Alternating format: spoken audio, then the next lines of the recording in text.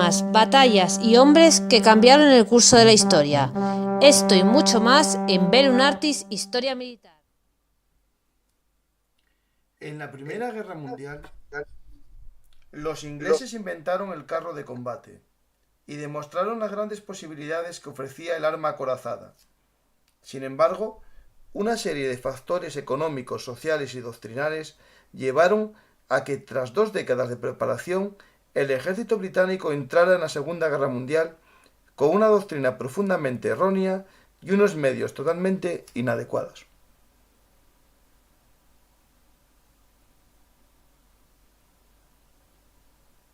Hola amantes de la historia, soy Francisco García Campa y estas son las historias habladas de Bellum Artis Historia Militar, el lugar de encuentro para vosotros, los apasionados de la historia.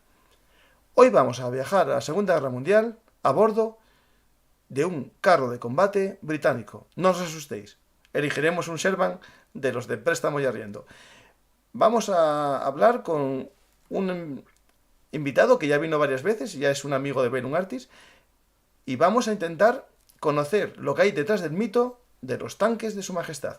Pero antes, como siempre, os recuerdo que si os gusta este programa, nos podéis invitar a un café en nuestro sistema de micromecenazgo en patreon.com para que podamos seguir contando historias sin miedo a que nos quiten la publicidad o sin miedo a depender de las denuncias de la gente que a veces es malvada en cuanto a la historia. Pues nada más, vamos a comenzar y ya sabéis que este programa se emite en directo. En el directo, aquellas personas que nos apoyen siendo fans tendrán una insignia que destacará sobre el resto y podrán llegar al rango de capitán general después de varios meses de apoyo al canal de YouTube. Nada más y comenzamos. Cerramos escotillas y avanzamos hacia el campo de batalla.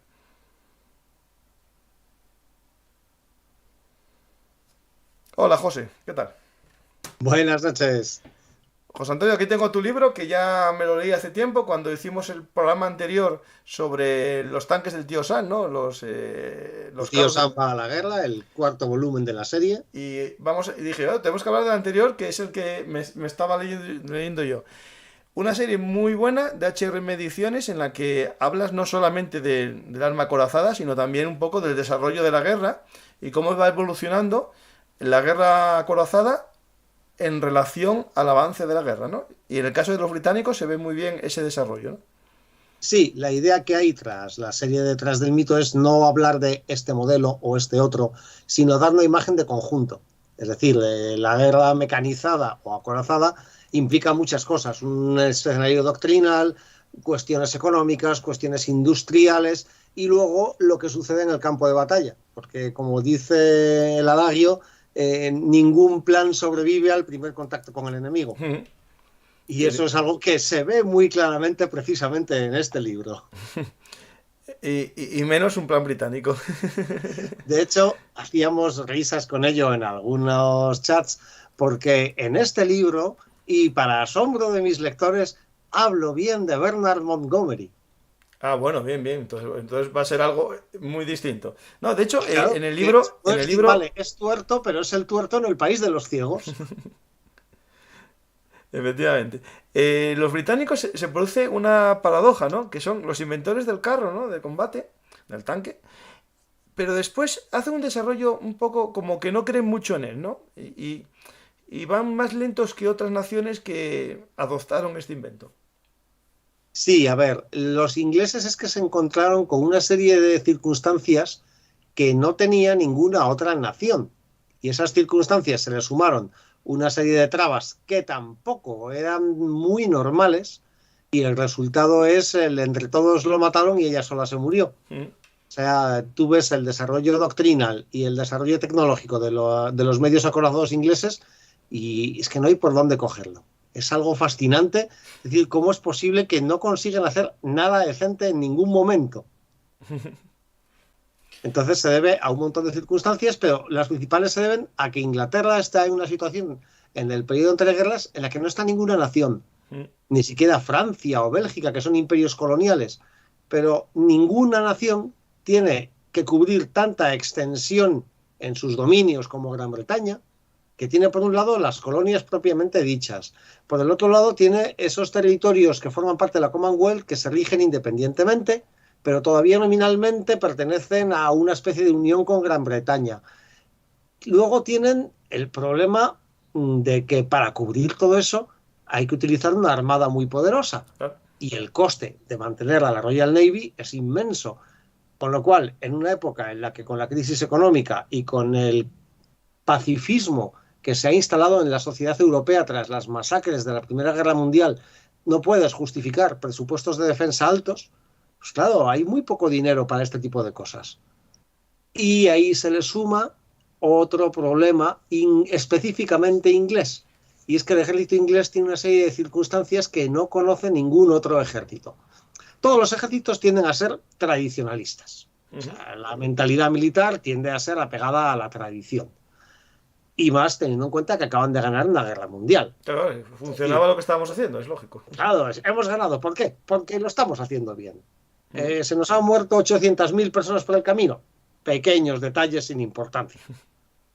Pero claro, el ejército británico tiene una serie de tradiciones que son un verdadero lastre. El primero es que el ejército británico se basa casi en su totalidad en el regimiento.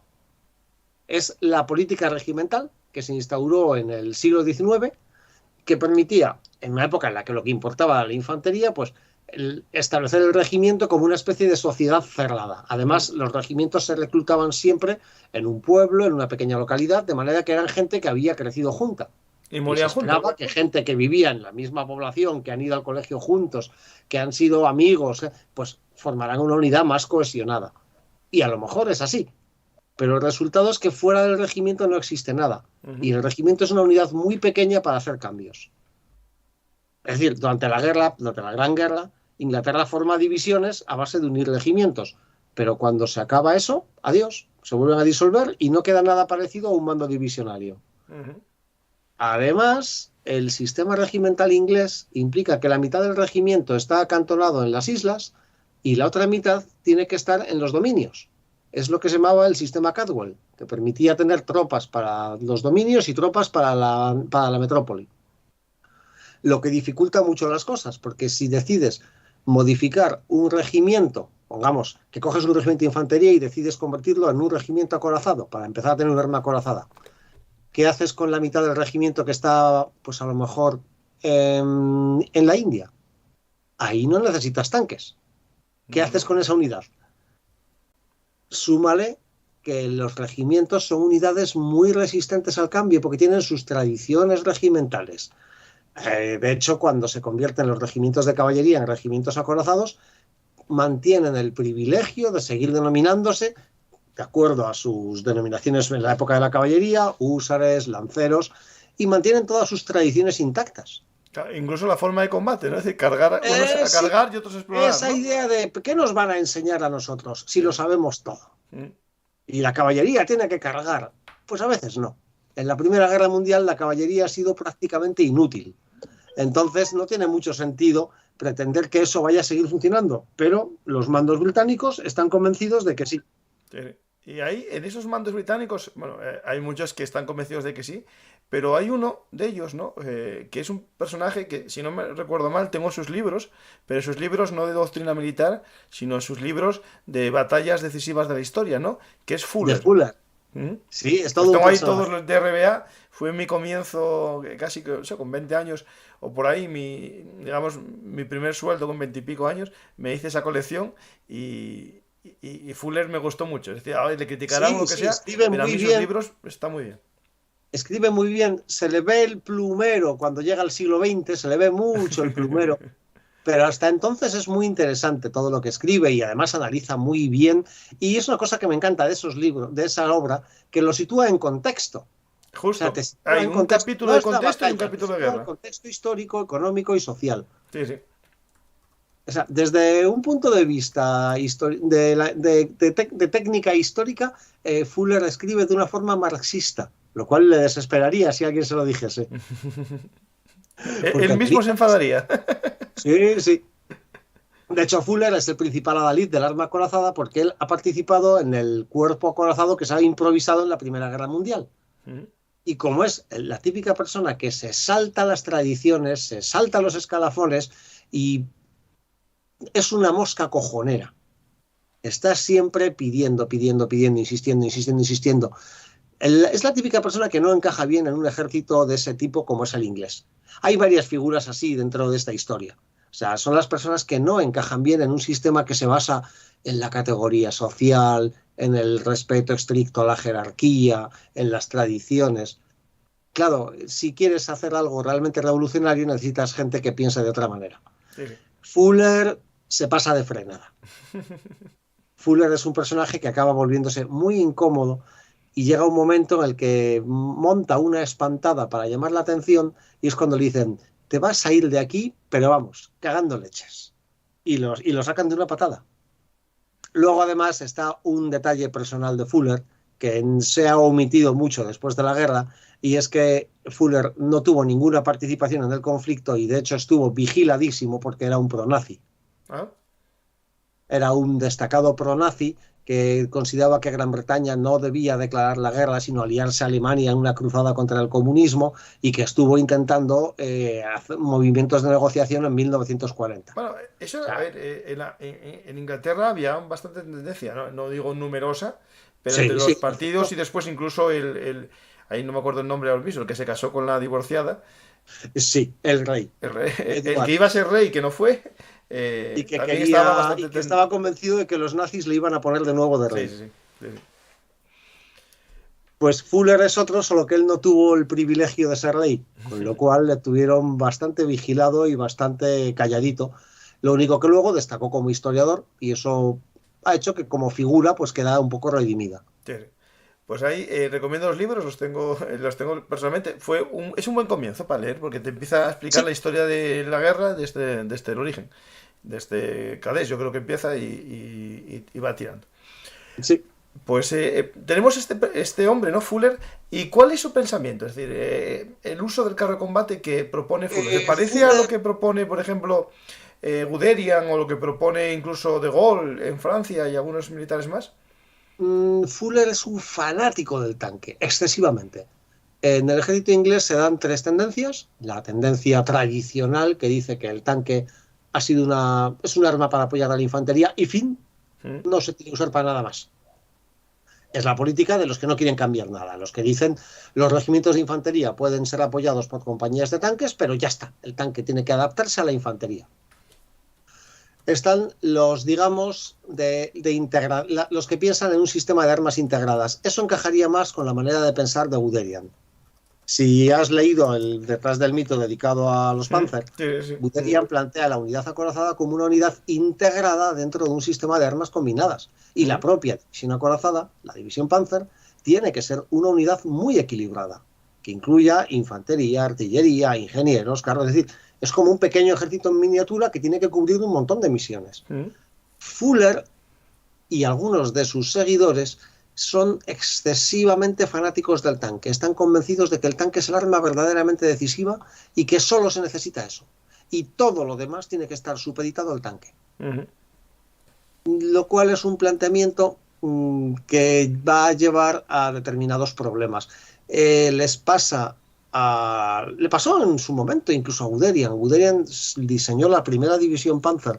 De haber tenido presupuesto, para que nunca lo tuvieron, la división Panzer hubiera sido un ejército enorme de tanques. Una división Panzer hubiera tenido más de 500 vehículos acorazados. Madre mía. Los ingleses planean algo parecido. Los estadounidenses incluso construyeron algunas divisiones de ese tamaño. Enseguida se dieron cuenta de que eso no era funcional. Pero es que además, claro, plantearte ese tipo de unidad es carísimo. Y volvemos a uno de los problemas de partida. Estamos en el periodo entre guerras, va a tener lugar una crisis económica monstruosa y no hay manera de justificar un gasto de defensa en alza. Sobre todo por una política que tiene el gobierno británico. Lo llaman la política de los 10 años. Es decir, se plantean los presupuestos de defensa con la idea ¿de aquí a 10 años es previsible un conflicto? No, entonces el presupuesto va a ser bajo. ¿Cuál es el resultado? Que cuando de pronto la situación se sobrecalienta a mediados de los años 30, los ingleses les pilla con el paso cambiado. Sí. Y entonces intentan ganar tiempo Chamberlain y sus pacificaciones, ¿no? Sí, a ver, a Chamberlain se le ha echado mucha basura encima, pero hasta donde he leído, en realidad lo que hace en Múnich, cuando vuelve de Múnich, Inglaterra se había iniciado ya su rearme, y sobre todo tenía que rearmarse a nivel defensivo, tenía que disponer de la RAF. Principalmente necesitaba tener la RAF operativa para poder defender las islas. Y sabían que no estarían en condiciones de combatir hasta el año 39. Y en esencia, según comenta alguien, después de bajar del avión y hacer el numerito para la prensa de paz para nuestros días, al parecer comentó a los miembros del gabinete: hemos ganado un año con suerte, aprovechémoslo. A gastar en armas, vamos. Sí, o sea, es decir, tenemos que ganar tiempo. Mala suerte para los checos, pero tenemos que ganar tiempo a su costa. Sí. Pero el problema para el arma acorazada es muy superior. Es decir, como no hay presupuestos. La primera unidad acorazada que se monta en Gran Bretaña es lo que llaman la Brigada Experimental. Se monta a instancias de Fuller y es una especie de unidad para probar todo el material que tienen los ingleses que pueda ser susceptible de usarse en un arma acorazada. Entonces se utilizan pues los tanques que hay disponibles de la época, que son unos tanques medios que ha fabricado la Vickers en los años 20 y que solo los están utilizando ellos, y que cuando salieron en los años 20 eran unos tanques excelentes, pero no hubo continuidad. Porque como no había dinero, ¿para qué te vas a preocupar de diseñar algo mejor? Tienen eso, tienen algunos tanques de la Primera Guerra Mundial, coches acorazados, camiones semioruga. Los ingleses también trabajaron sobre semiorugas del diseño francés, los Quegres. Tienen incluso artillería autopropulsada. Hubo un proyecto para construir cañones autopropulsados en los años 30, que tenían que estar operativos en los años 30, se construyeron en los años 20, y se llegaban a fabricar un par de docenas de unidades. Motocicletas, camiones todoterreno. No había todavía tanques ligeros, entonces se utilizaron, los habrás visto alguna vez, las tanquetas Carden Lloyd. La busco. Estoy poniendo una foto ahora del Vickers. Sí, la tanqueta italiana, esta tanqueta italiana, la S-33, sí, pues se basan en la patente de la tanqueta Carden Lloyd. En esencia, un vehículo pequeñito que se podría utilizar para una serie de cosas. Lo que pasa es que algunas naciones, como Italia o Polonia, creyeron que con eso se podía suplir los tanques. Esta Carden Lloyd es la polaca también, ¿no? Muy parecida, ¿no? Sí, las polacas, las SK. Entonces, es una manera rápida de tener vehículos acorazados, pero no es funcional porque en realidad pueden cubrir muy pocas misiones.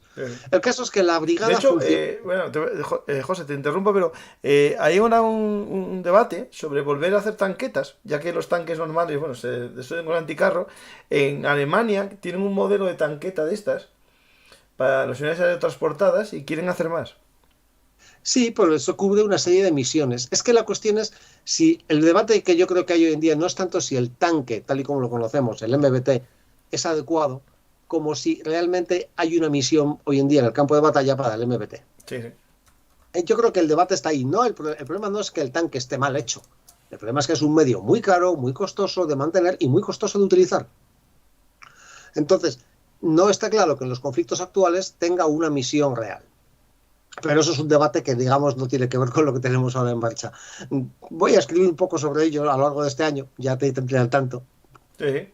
Pero de momento, centrándonos en lo que tenemos, lo que consiguen los ingleses con eso es una pequeña unidad que más o menos parece utilizable, que tiene posibilidades, se combina con una unidad de infantería, se utiliza en maniobras, y entonces es cuando Fuller hace la gran cagada de su carrera y exige que no se subordine nominalmente esta unidad a una división de infantería. Se le mete en la cabeza que tiene que ser él quien decida cómo tienen que ser las cosas. Y como no lo hacen exactamente a su gusto, presenta su dimisión, convencido de que con eso ya está.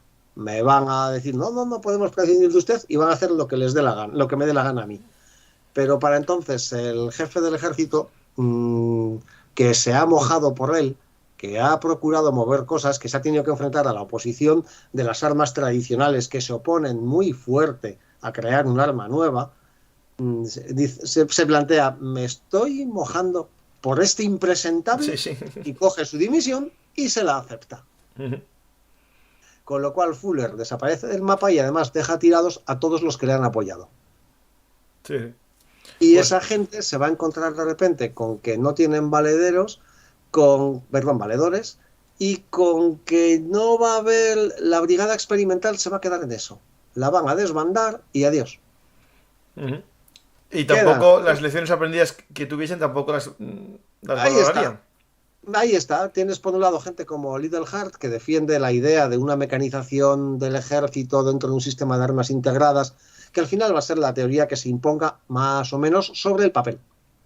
Tienes algunos fanáticos del tanque, tienes eso, gente que moscas cojoneras que no encajan muy bien en ningún lado y que ahora se han quedado sin nadie que les organice. Uno de ellos, precisamente, va a ser un personaje que veremos de nuevo más adelante, Percy Hobart, que ha dirigido parte de las maniobras de la Brigada Experimental y que, como es un personaje un poquitín toca narices, porque lo mismo, no le gustan las tradiciones, no le gusta el escalafón, no le gusta cómo funcionan las jerarquías, van a ir quitándoselo de encima unos a otros y al final va a acabar desterrado en Egipto. Ahí, El caso en este periodo de entreguerras, entre todas las cosas que se van practicando, destaca el Vickers, ¿no? Este en medio de un tanque, ¿no? Sí, vamos a ver. Eso es muy curioso. No hay una industria de carros en Inglaterra. No la hay porque el ejército no hace pedidos. Claro. Entonces, ¿para qué vas a construir una industria de tanques? Además, hay dificultades para diseñar tanques. Porque hay una legislación, por ejemplo, detalles de este tipo. Hay una legislación para favorecer el transporte por ferrocarril. Y para favorecer el transporte por ferrocarril se grava fiscalmente la construcción de camiones pesados. Así que en Inglaterra solo se construyen camiones ligeros.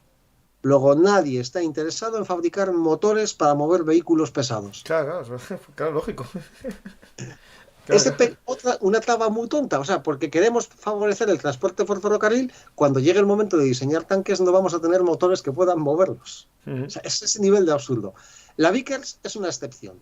Es una empresa que gestiona su trabajo no para el ejército, sino para la exportación.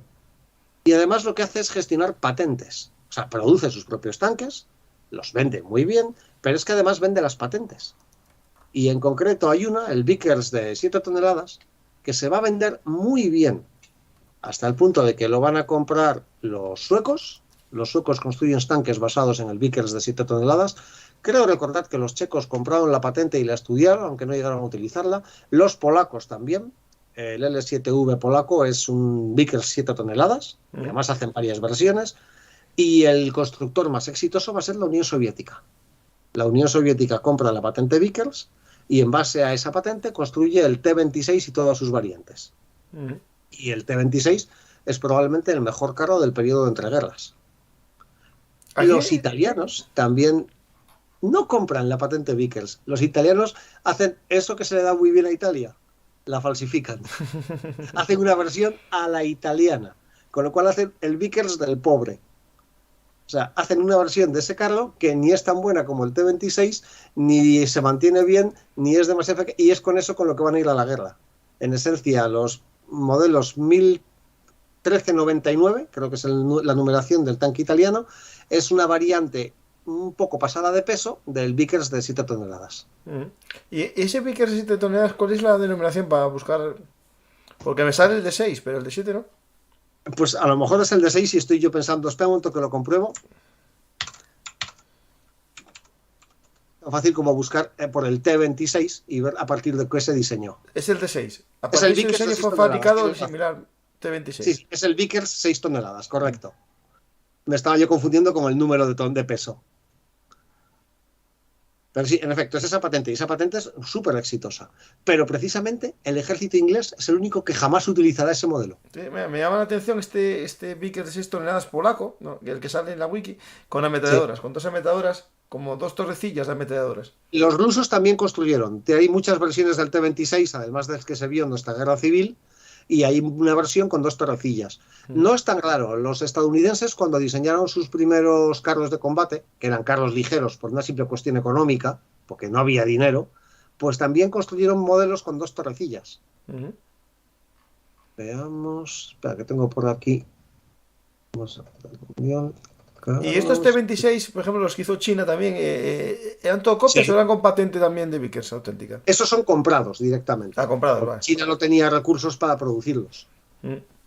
Aquí Pues una de las cosas que hizo también la Vickers, ¿no? Son los sistemas de oruga, ¿no? Los amortiguadores Sí, que son muy propios, ¿no? Voy a poner una foto ahora para que sí. la vean.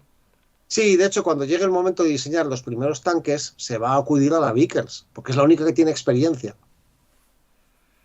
Entonces, ahí, al menos Inglaterra no parte de un desierto absoluto, pero claro, la Vickers no está en condiciones de garantizar una producción masiva para el ejército inglés porque no tiene fuelle industrial para ello. No hay nadie en Inglaterra que esté en condiciones de producir tanques en gran cantidad, lo cual hace que parte de la política inglesa se caiga por su propio peso. Lo llaman la política de prototipos.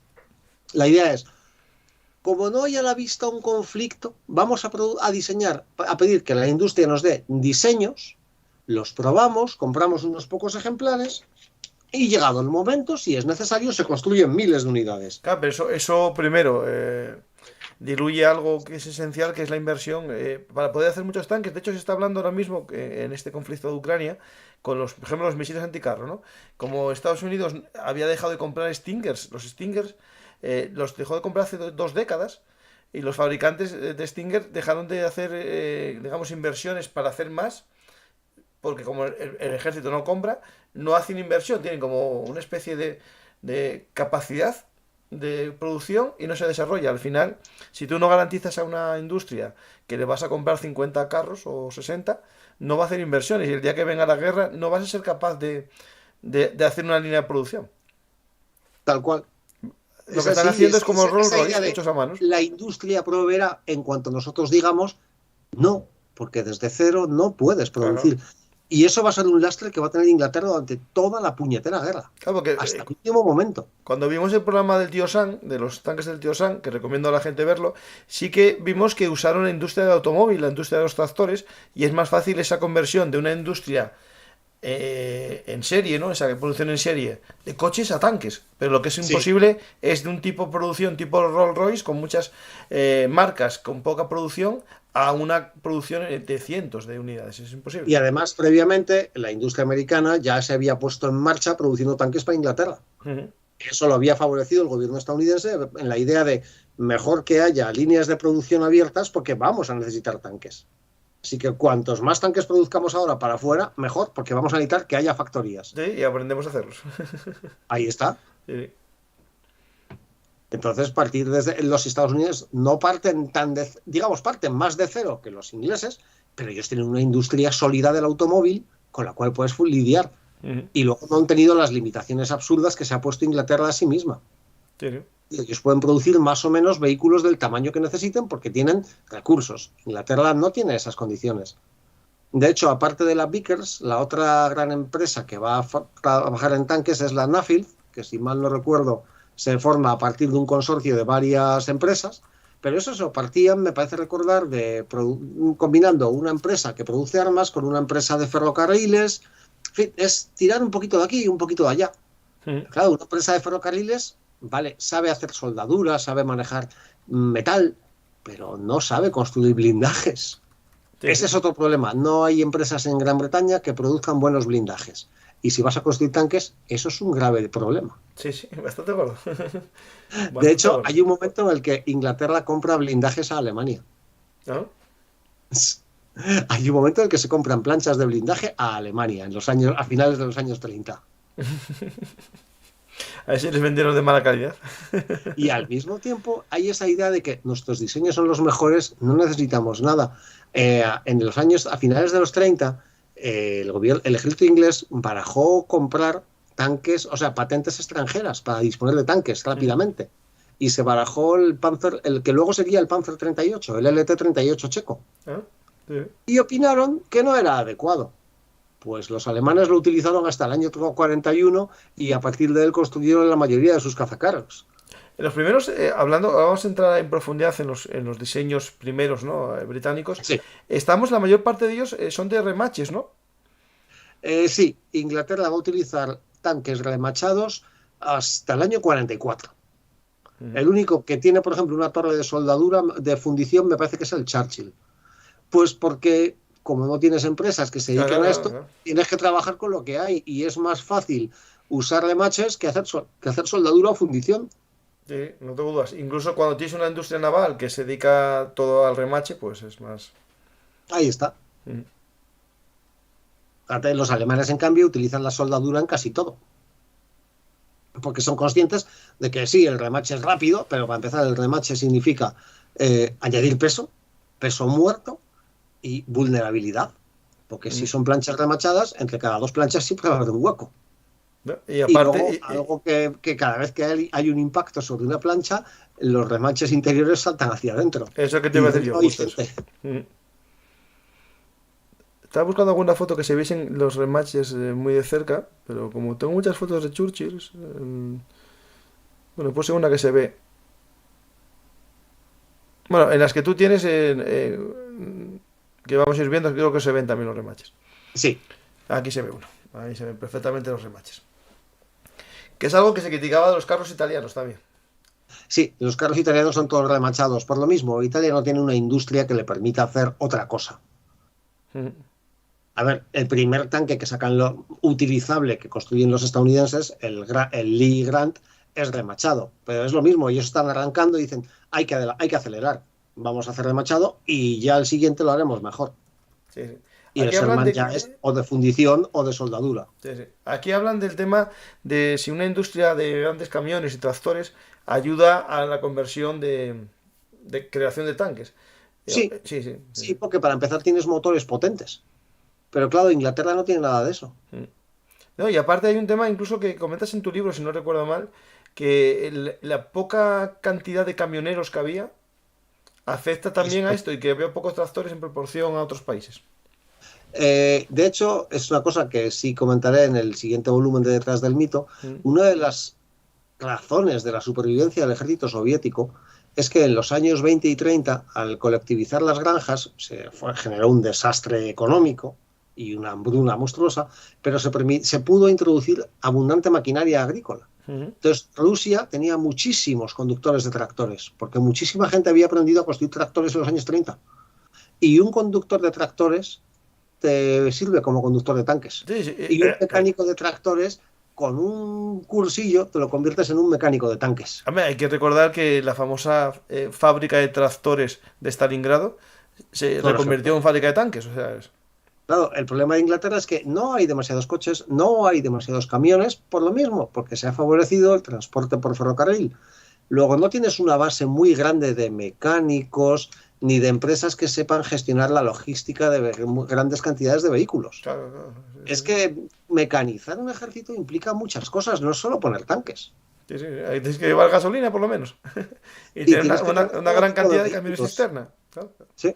Y góndolas y cosas de esas. Y luego los vehículos se diseñan pensando en unas ideas doctrinales, y las ideas doctrinales que van a barajar los ingleses sobre el papel parecen muy lógicas, pero son una pesadilla para la construcción. Es decir, ya hemos comentado que hay una gran resistencia por parte de las armas tradicionales a integrar el tanque. O sea, los jinetes no quieren soltar sus caballos. Además, es una cuestión aristocrática. La mayoría de los oficiales de los regimientos de caballería son nobles. A ellos eso de manejar vehículos ruidosos, que echan humo, que manchan de grasa, por favor, sus blancas manos. Sí. La infantería acepta los tanques siempre y cuando sean solo para la infantería. Y los pocos que defienden el arma acorazada, los locos de la brigada experimental, ellos quieren un tanque que sirva un poco para todo. Lo que sería el tanque medio. Pues eso es lo único que no va a tener Gran Bretaña. Claro, eso es algo que tenemos que explicar un poco al oyente. Yo, en otros programas, incluso en artículos que tengo en Bellum Artis, hice yo algunos sobre el Churchill, está ahí disponible, el que lo quiera buscar en el blog. Algo que tenemos que tener en cuenta es más que la concepción de tanque pesado y medio, ¿no? que tiene que ver un poco con el tonelaje, el calibre de las armas, era la concepción, ¿no? de el cruiser y el de apoyo a infantería, ¿no? Tenían unos carros para avanzar rápidamente, adentrarse, ¿no? Y otros para ir a la velocidad de los infantes. Eso. Y otro más, tienen carros ligeros, carros de infantería y carros crucero. A ver, el carro ligero es el carro de caballería por excelencia, es lo que los jinetes quieren, un vehículo velocísimo. Los carros ligeros ingleses, los Vickers, bueno, es Vickers ligero 1, 2, 3, hasta el 7. El 7 es el operativo de verdad. Debido a la política esta de los prototipos, hay 6 versiones de carro ligero, de las cuales la mayoría son muy poco útiles. y al final ya se llega al Vickers, al último, al 6, y ese ya se construye en grandes cantidades.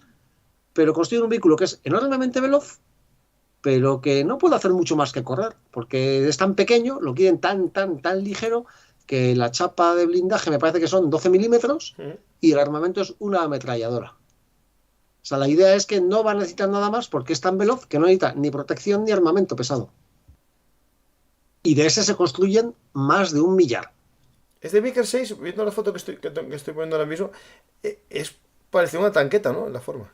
Sí, el primer diseño se basaba en la tanqueta Carden Loyd. Vale. Sobre ella se construyó en las primeras versiones, ampliándolo un poquito para arriba. Y luego pues fueron adaptando hasta llegar al Vickers 6. Que en sí, para la misión que le piden, está muy bien. Bueno, excepto por un detalle, si te fijas es muy cortito. Sí. No tiene agarre. Porque la cadena es tan corta, porque el vehículo es tan corto, que directamente sobre el terreno no se agarra, va rebotando sobre el terreno. Va como saltando, bueno. Sí, o sea, para los que iban dentro ir a toda velocidad iba a ser toda una experiencia. Y luego me parece recordar, espera que lo busco, pero juraría que iban 3 tripulantes ahí dentro. Yo la foto que estoy viendo es horrible. Por atrás. Es muy feo por atrás. Big Light Tank Mark 6, aquí está. Sí, 3, ahí dentro van 3 personas. Yo tengo una foto que se ve a 2 de ellos. Entonces, pues de esas se construyen muchísimos, pues claro, son baratísimos. Puedes construir un montón y parece que tienes tanques, pero solo lo parece, porque esos tanques no sirven para combatir, solo sirven para explorar. Luego tienes los tanques. Valdría bien para los húsares, por ejemplo. Sí, tienes los tanques de infantería. Los tanques de infantería son vehículos que tienen que estar bien protegidos porque tienen que apoyar a la infantería y tienen que ir bien armados. Pero entonces se les mete en la cabeza que como tienen que apoyar a la infantería, lo que no deben ser es rápidos. Es decir, construir un tanque que vaya a la misma velocidad que el infante a pie. Lo cual es absurdo, porque significa que solo va a servir para eso. Sí. Y de hecho, de nuevo, piden varios diseños y tienen, por un lado, es una idea que me parece recordar que se le ocurrió al propio Percy Hobart y es uno de sus pocos errores. Él pidió que se construyesen 2 tanques de infantería, uno grande y potente y otro que en esencia fuese una especie de una casamata sobre orugas. Entonces son el Matilda 1 y el Matilda 2. Vale, tienes ahí fotos tuyas de esas, ¿no? Sí. Vale. Entonces el Matilda 2 es lo más parecido que tienen los ingleses a un tanque medio. No es tan lento, porque pesa todo, el quien los diseñó se dio cuenta de que al menos que vaya a 20 kilómetros por hora, no a 5. Pero tiene un problema. Hemos hablado del tema de los motores. Pues para que avance, lo único que se les ocurrió fue ponerle 2 motores de autobús. Los de los autobuses londinenses, esos de doble piso. Y entonces tienes luego el otro, que se lo encargan a la Vickers con unas premisas muy raras, y los Vickers dice, ustedes mismos, nosotros se lo construimos. Es el Matilda 1, que en esencia es un trasto que va muy bien blindado, para la época, pero si ves el dibujo es como el esqueleto de un tanque. O sea, las orugas están totalmente al descubierto, con lo cual cualquier impacto te saca la oruga de sitio. Viaja. Sí, no tienen protección, no tienen ni el guardabarros delantero, ni nada. ¿No? Tiene una velocidad ridícula de 7 kilómetros por hora y en campo a través mucho menos, y el armamento es una torrecilla con una ametralladora, pero como además solo caben 2 tripulantes, el conductor o mira por una mirilla estando totalmente agachado, porque tiene que ir doblado sobre sí mismo dentro del puesto del conductor, o directamente abre el ventanuco y asoma. Pero es que entonces su cabeza es el frente del tanque. Tío, le estoy poniendo la foto justa que se ve eso que estás comentando.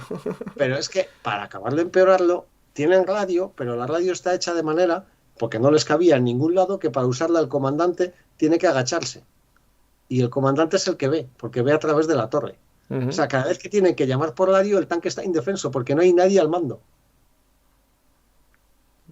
Y la única ventaja que tiene este vehículo es que es barato, pero tampoco es tan barato. Así que construyen un centenar antes de la guerra. Y luego está el tercer tipo de tanque, que es lo que más se parece al concepto de un tanque medio, de no ser por unas limitaciones, que es el tanque crucero. Que es una idea de tengamos un tanque de un tamaño para la época medio y vamos a darle mucha velocidad. Los tanques crucero tienen velocidades tipo 40 kilómetros por hora, que para la época está muy bien. Hablamos de un vehículo de entre 10 y 15 toneladas, según las versiones, y un buen armamento, entre comillas. Los ingleses tienen una idea muy rara de lo que es un buen armamento. Porque su doctrina, y te digo, es una doctrina que se han sacado de la manga inventándosela, es que los tanques tienen que disparar en marcha. En las pelis a veces lo hacen, queda muy espectacular. Sí. Es ridículo. Un tanquista veterano sabe que lo que tienes que hacer es pararte, apuntar y tirar. Hombre, con los sistemas de ahora Es todavía. Con arriesgarte los a de fallar antes... el tiro. Entonces, para que puedas apuntar en marcha, el cañón tiene que ser muy ligero, para que el artillero pueda dispararlo como si fuera una escopeta. Y es el famoso 2 libras. Y entonces deciden que como el 2 libras, para los años 30 es un cañón excelente. Para el concepto de tanque que se baraja en los años 30, el 2 libras es un arma perfecta.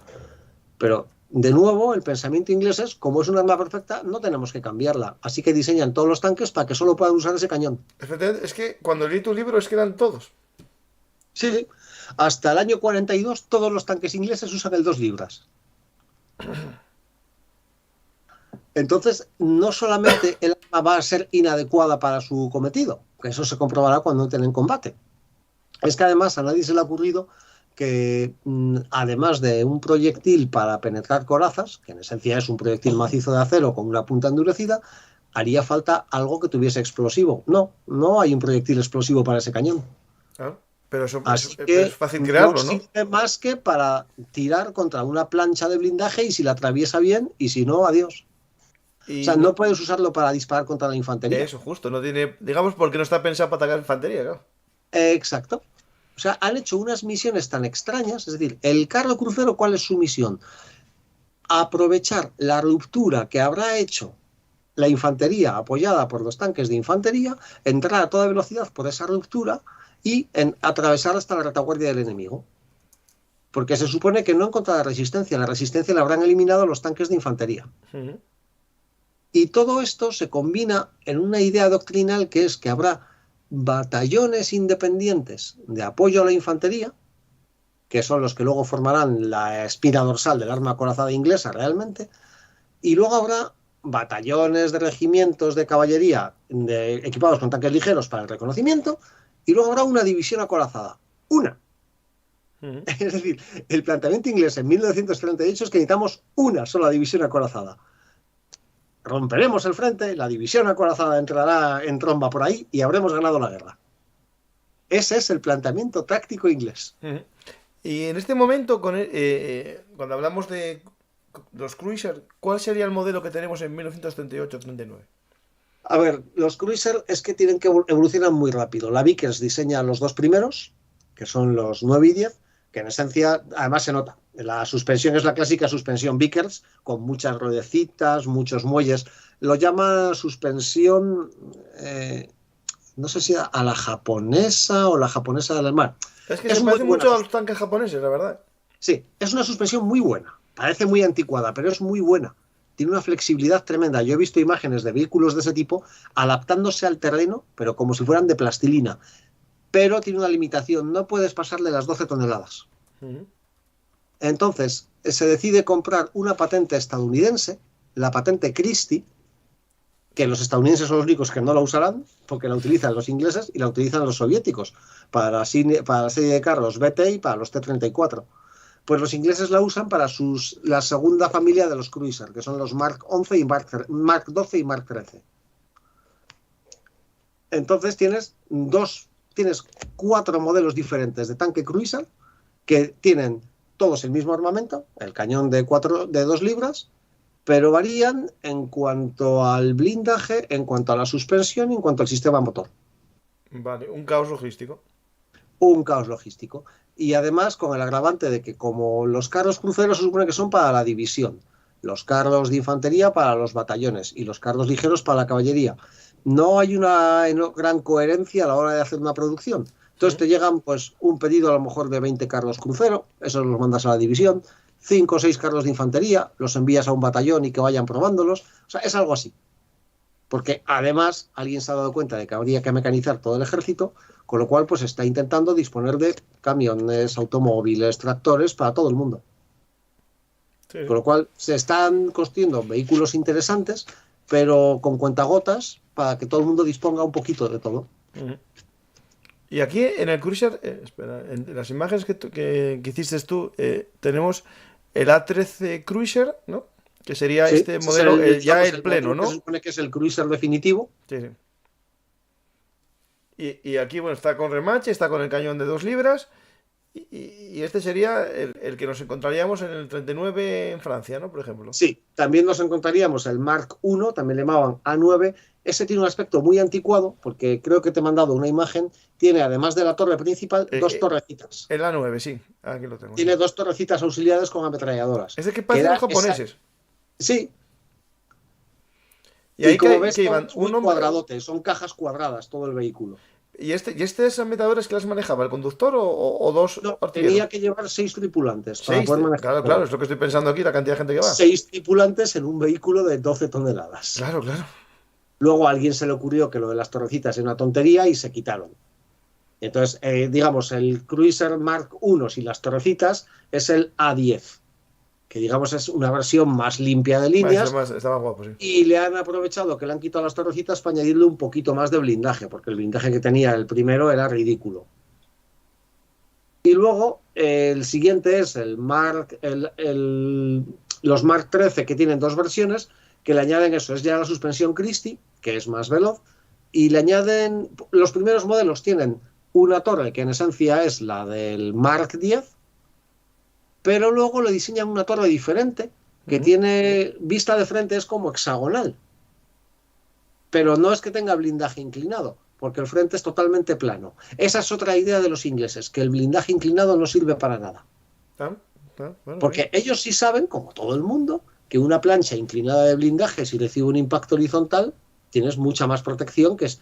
Pero tienen la curiosa idea de que el campo de batalla nunca va a ser horizontal, que siempre va a estar lleno de ondulaciones. Claro. Entonces, los tanques nunca van a estar en horizontal.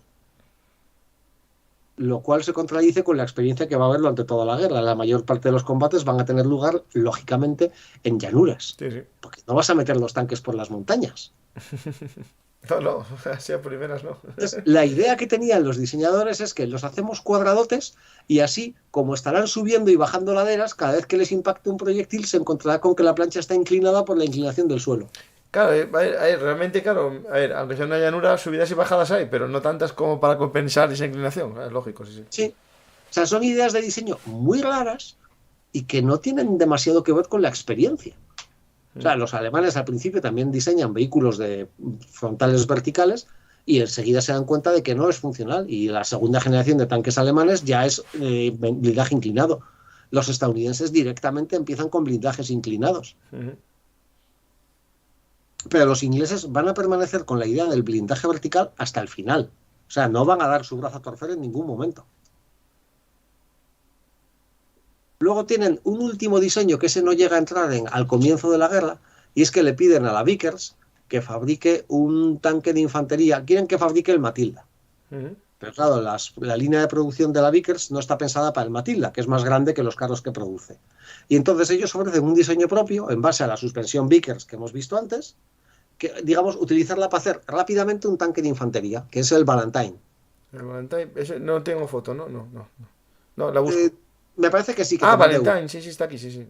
Está. Y ese va a ser el mejor diseño de toda la primera generación de los ingleses. Este está chulo. Vale. Pero lo curioso es que ese vehículo no llegó a ver prototipos. Pasó directamente de los planos a la producción. ¿Por qué? Porque la Vickers tenía experiencia, sabían que su suspensión funcionaba, el motor funcionaba, pues simplemente diseñaron un chasis un poco diferente, que adaptase mucho mejor blindaje, y una torre que adaptase el cañón. Y además una torre que luego podía adaptarse para un cañón un poquito mayor. Son los únicos que lo hacen. Con lo cual pudieron tener un carro perfectamente operativo sin pasar por prototipos. ¿Cuál es el problema? Que en el ministerio se metieron entre ceja y ceja que eso se podía hacer siempre. Con lo cual, a partir de ahí se va a prescindir de prototipos. Se va a pasar a producción carros directamente desde plano. Madre mía, eso es bastante arriesgado, ¿eh? Sí. Y así llegamos al comienzo de la guerra, e Inglaterra ha construido pues una gran cantidad de tanques. Al comienzo de la guerra, Inglaterra tiene más de 1 millar de tanques disponibles. O sea, no está tan mal la cosa, teniendo en cuenta que partían de nada.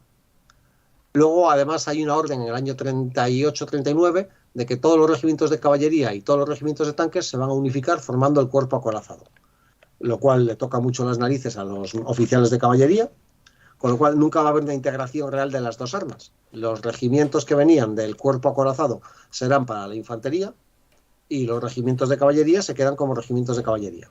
Ujú. Y van a combatir guerras separadas, nunca se van a integrar.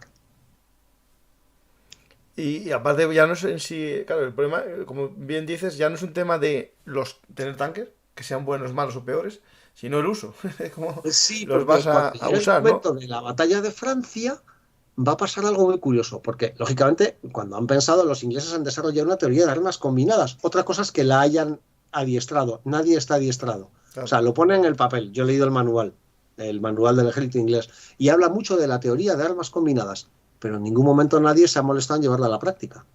Nadie sabe nada de eso. O sea, la aviación no tiene ni idea de que se cuenta con ella para que apoye a los carros. Nadie se lo ha dicho. Sí, sí. Por ejemplo, la artillería está a lo suyo, la infantería va a su bola. Y entonces, el cuerpo expedicionario inglés se lleva a algunos regimientos de carros, se lleva dos batallones, habría que decir, de carros de infantería, con Matildas 1 y 2, de carros ligeros, que son los que participan en el avance de ingleses y franceses hacia Bélgica cuando les engañan los alemanes, y luego se quedarán atrapados y con esos carros irán batiéndose el cobre durante la retirada hacia Dunkerque. Pero recordarás que se hablaba de una división acorazada. Y esa división acorazada ni está con el cuerpo expedicionario ni se la espera. Alguien ha tenido la genial idea de mandársela al ejército francés. Y está Ujú. totalmente aislada del resto del ejército inglés. Pues ahí. O sea, los carros crucero que se supone que debían apoyar y aprovechar la ruptura y avanzar, están en otro lado. Están al sur de donde va a tener lugar la penetración de los alemanes. Ujú. Y con el agravante de que le han establecido un doble mando. Están bajo mando del generalato francés, pero antes de actuar tienen que pedir permiso a Inglaterra. Muy práctico Ya, todo. ya, yo te los dejo, Francia, pero bueno, te los dejo un poquitín. Sí. Entonces, por un lado, el cuerpo expedicionario inglés tiene que luchar con lo que tiene y no lo hacen mal. El famoso contraataque de Arras lo llevan a cabo los tanques de infantería Ujú. y casi logran atravesar las líneas alemanas. Si en ese momento hubieran contado con un par de batallones de tanques crucero, a lo mejor podrían haber atravesado las líneas alemanas. Pero claro, tuvieron que atacar a los tanques del enemigo con tanques de infantería que se suponía que tenían que atacar posiciones fortificadas, no a un ejército en marcha. Sí, sí. Y luego pasó pues lo inevitable, que si bien los Matilda 2 pudieron hacer algo porque tenían un cañón, los Matilda 1 no sirvieron de nada, porque con una ametralladora no puedes hacer gran cosa. Ujú. Lo que Y, sí tuvo fue la consecuencia de que los alemanes se coscaron, de que los Matilda tenían una piel durísima, ya se habían encontrado con carros franceses que tenían un blindaje tremendo, y entonces se dieron cuenta que lo único que lo atravesaba bien eran los cañones de 88 y se empezó a trabajar en el diseño de un tanque que utilizase como arma principal el cañón de 88. Es decir, ujú. el Tiger nace del contraataque de Arras, Ajá. Mira, mira. Y los otros con las 2 libras. con las 2 libras, pero todavía durante 2 años más. Sí, sí. Y lo mejor es la conclusión final a las conclusiones a las que se llega cuando finalmente son evacuados de Dunkerque. Hay un informe muy completo en el que se analizan las causas del desastre y se llega a la conclusión de que las causas del desastre no tienen nada que ver con que la doctrina inglesa esté equivocada. Ah, No, simplemente pues sí aceptan que quizás algunos de los tanques no han dado el resultado esperado. Y por ejemplo el Matilda 1 no va a construirlo nadie más. O sea, realmente asumen que ha sido un desastre. Pero otros modelos piensan, no, los carros crucero han funcionado maravillosamente. Me dirás dónde. De hecho, la división tuvo un problema con los carros crucero y es que recuerdas que hay muchos modelos de carro crucero. sí, sí. Pues les enviaron los últimos, los A13, pero ellos se habían adiestrado con los A9 y los A10, Ah, con lo cual no los habían probado nunca. Pero es que además los mandaron desmontados. O sea, estaba por un lado la barcaza y la torre y por el otro el armamento. Los artilleros tenían que instalar el armamento y calibrarlo ellos a ojo. madre mía. O sea, un desastre en todos los niveles. Y aquí, Y en Dunkerque, que bueno, voy a poner unas imágenes ahora de las playas llenas de vehículos y tal. No sé, ¿se salvó algo de las unidades acorazadas o se dejó no, todo? no, no, se dejó todo ahí. Al final se hizo el análisis final de la campaña, es lo que se llamó el informe Bartholomew, y lo único que se dijo es que los carros ligeros no parecían ser muy funcionales, o sea, habían dado buen resultado porque a la hora de huir, pues huían muy rápido. Pero como carros de combate no servían, y ese era otro problema. Como te he dicho antes, la idea doctrinal de las armas combinadas está ahí, pero nadie se ha molestado en ponerla en práctica. Ujú. Entonces, los mandos militares dicen, tenemos tanques, hay que lanzarlos al combate. No puedes lanzar un carro ligero contra unas fortificaciones, pero ellos no distinguen un tanque de otro. Ujú. O sea, usan lo que haya y si hay un tanque ligero, pues lo vamos a lanzar contra esas fortificaciones a ver qué pasa. Sí, sí. O sea, no hay ninguna manera sensata de usarlos porque nadie se ha molestado en enseñarle a nadie cómo usarlos. Entonces se decide que no se producirán más carros Vickers ligeros, se decide que el Matilda 1 fuera de la producción, el Matilda 2 ha dado buen resultado, así que sigue en producción, y se considera que los carros crucero no tienen ningún problema, que quizás hay que aumentarles el blindaje y ya está. Ujú. También se instala la idea de que los alemanes han ganado porque sus tanques son muchísimo mejores. Y tampoco eran Que para no tanto los es primeros cierto. Panzer, ¿eh? Y no es cierto, el Ujú. Panzer III no es tan diferente de un carro crucero, está mejor diseñado, es mucho más ergonómico, mucho más manejable. Sobre todo para su tripulación, es mucho más cómodo de utilizar. La diferencia es doctrinal. Los alemanes han usado una doctrina que funciona, los ingleses no. Ujú. O sea, el problema que no han cambiado, el único que no tocan es la doctrina. A Francia, no sé si algún día tenéis pensado detrás del mito versión francesa, ¿no? Es Porque que los... duraría un poco. Ya, por eso, por eso. Me decían también, y no de Italia, y digo, es que tampoco hay mucho que contar. En el caso de los franceses, por ejemplo, sus carros de combate, el Char B1 y tal, eran carros bastante buenos. El problema Sí, fue el pero uso con doctrinal, ¿no? limitaciones, de nuevo, por tonterías. Por la obsesión de las torres tienen que ser pequeñas. Tan Mm. pequeñas que es que solo cabe en los hombros y la cabeza del comandante. Entonces tienes un carro enorme con una torre pequeñita y un armamento muy reducido y luego un cañón grande enfrente. Pero el arma giratoria es pequeñita. Mm. Entonces no se les mete en la cabeza que la torre tiene que tener el armamento principal. Sí.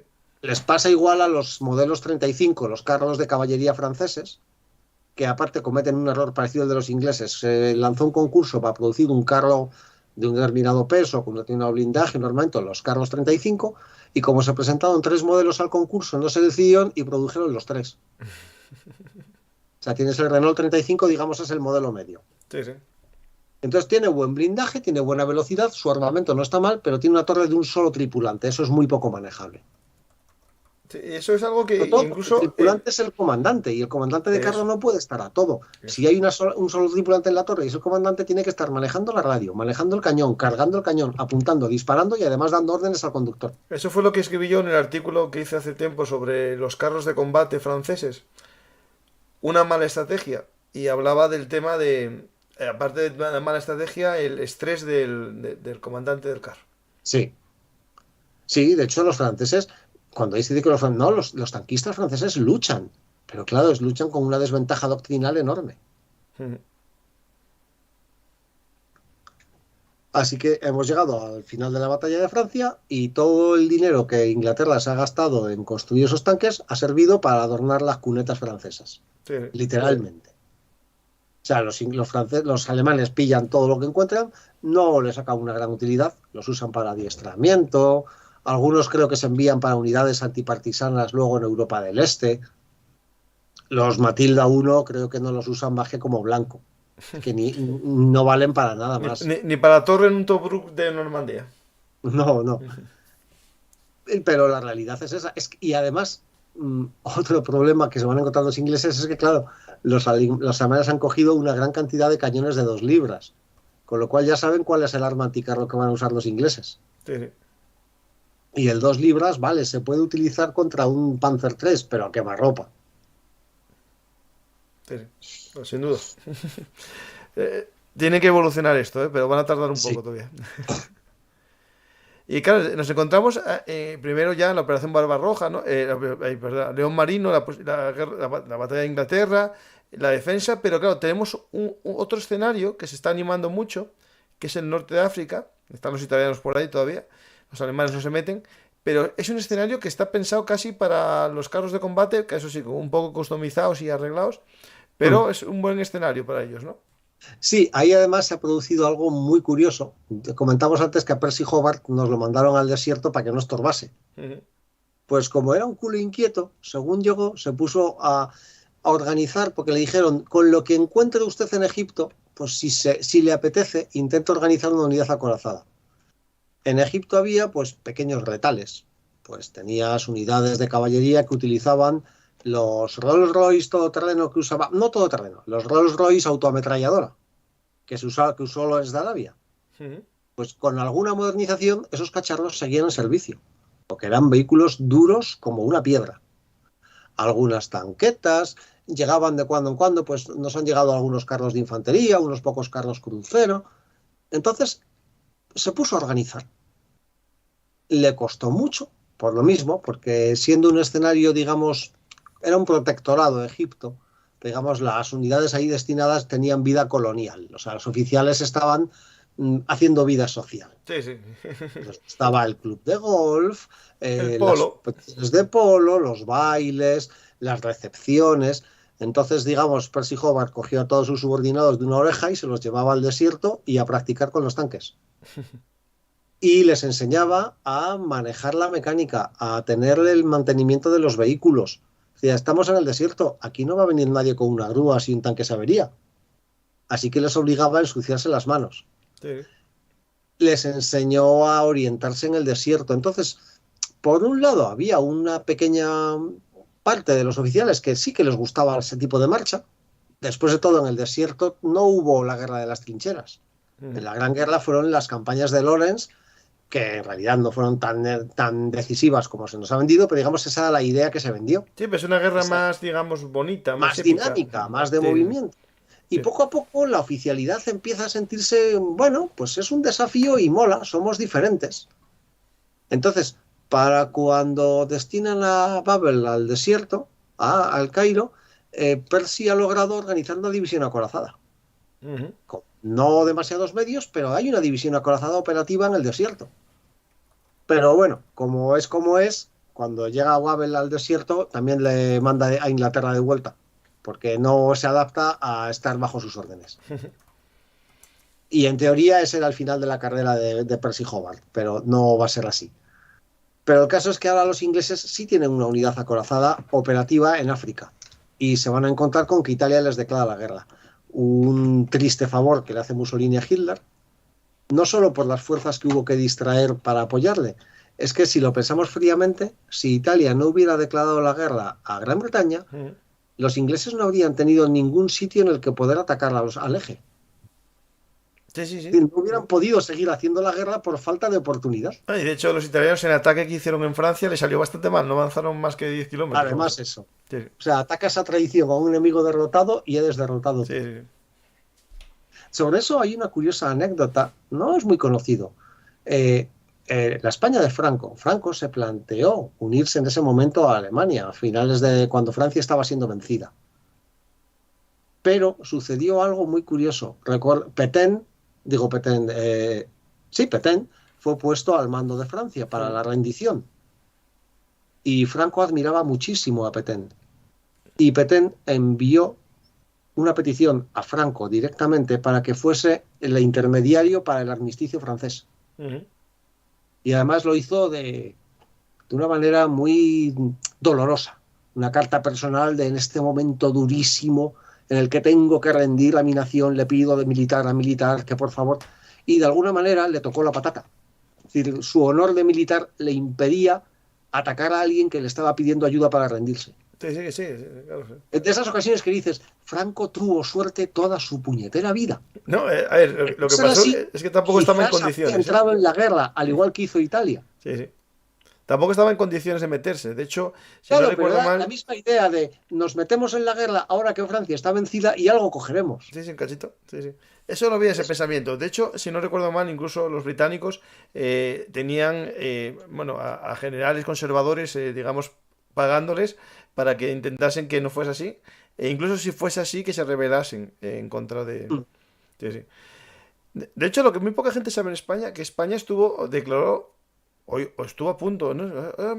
Me entró la duda, a Japón la guerra al final. Sí, lo intentó, no Intentó le dejaron. por el ataque a la embajada de Filipinas, Sí, de Manila. intentó declararle la guerra y básicamente Estados Unidos les dijo, bajaos de la moto ahora mismo. Sí, sí. O sea, la idea de Franco era, ahora declaramos la guerra a Japón y estamos en el bando vencedor al acabar Sí, la pero Segunda fue Guerra todo Mundial. por un ataque a la embajada española en Manila. Sí, fue la excusa. Sí, sí. Entonces no les dejaron. O sea, no querían ver a Franco ni en pintura. Pero tú quédate ahí quietecito y ya se verá. Sí, sí. Pero Esperamos pretender 10 aceptar años. ahora la foto con los vencedores Sí. va a ser que no. Sí, sí. Pues tenemos este comienzo de la guerra del desierto, ¿no? Y tenemos Sí, las mismas armas, ¿no? Los mismos carros. sí, los mismos Carlos. Sí. Incluso más viejos, porque los Rolls Royce ya te digo que llevaban 30 años de servicio. Pero aquí la idea es utilizarlos de una manera más audaz. Por un lado, las unidades de reconocimiento, el batallón, creo que es el 11º de húsares, que están en todas las salsas. O sea, en todas las batallas que vayas a ver en el desierto está el 11º de húsares. Y que son los primeros. Están haciendo una misión de reconocimiento en la frontera, se enteran de que les ha declarado la guerra a Italia y con 2 cojones y un palito entran en territorio italiano y se ponen a atacar lo que encuentren. Y claro, pillan a las tropas italianas a calzón quitado porque a ellos nadie les ha dicho que han entrado en guerra. O sea, Mussolini declaró la guerra tan rápido que la mayor parte de la flota mercante italiana estaba en puertos que los pusieron rápidamente, los confiscaron. O sea, no se le ocurrió antes de declarar la guerra vamos a traer a todo el mundo. O sea, y no se molestó en avisar a las guarniciones ni a los mandos. Entonces los italianos son pillados a calzón quitado. Sí, sí. ¿Pero qué pasa aquí? Que nos atacan. Sí, pero ¿por qué nos atacan? Si no hemos hecho nada. Pero si estamos aquí tranquilos haciendo la pasta, me cago en la- Mamma mía.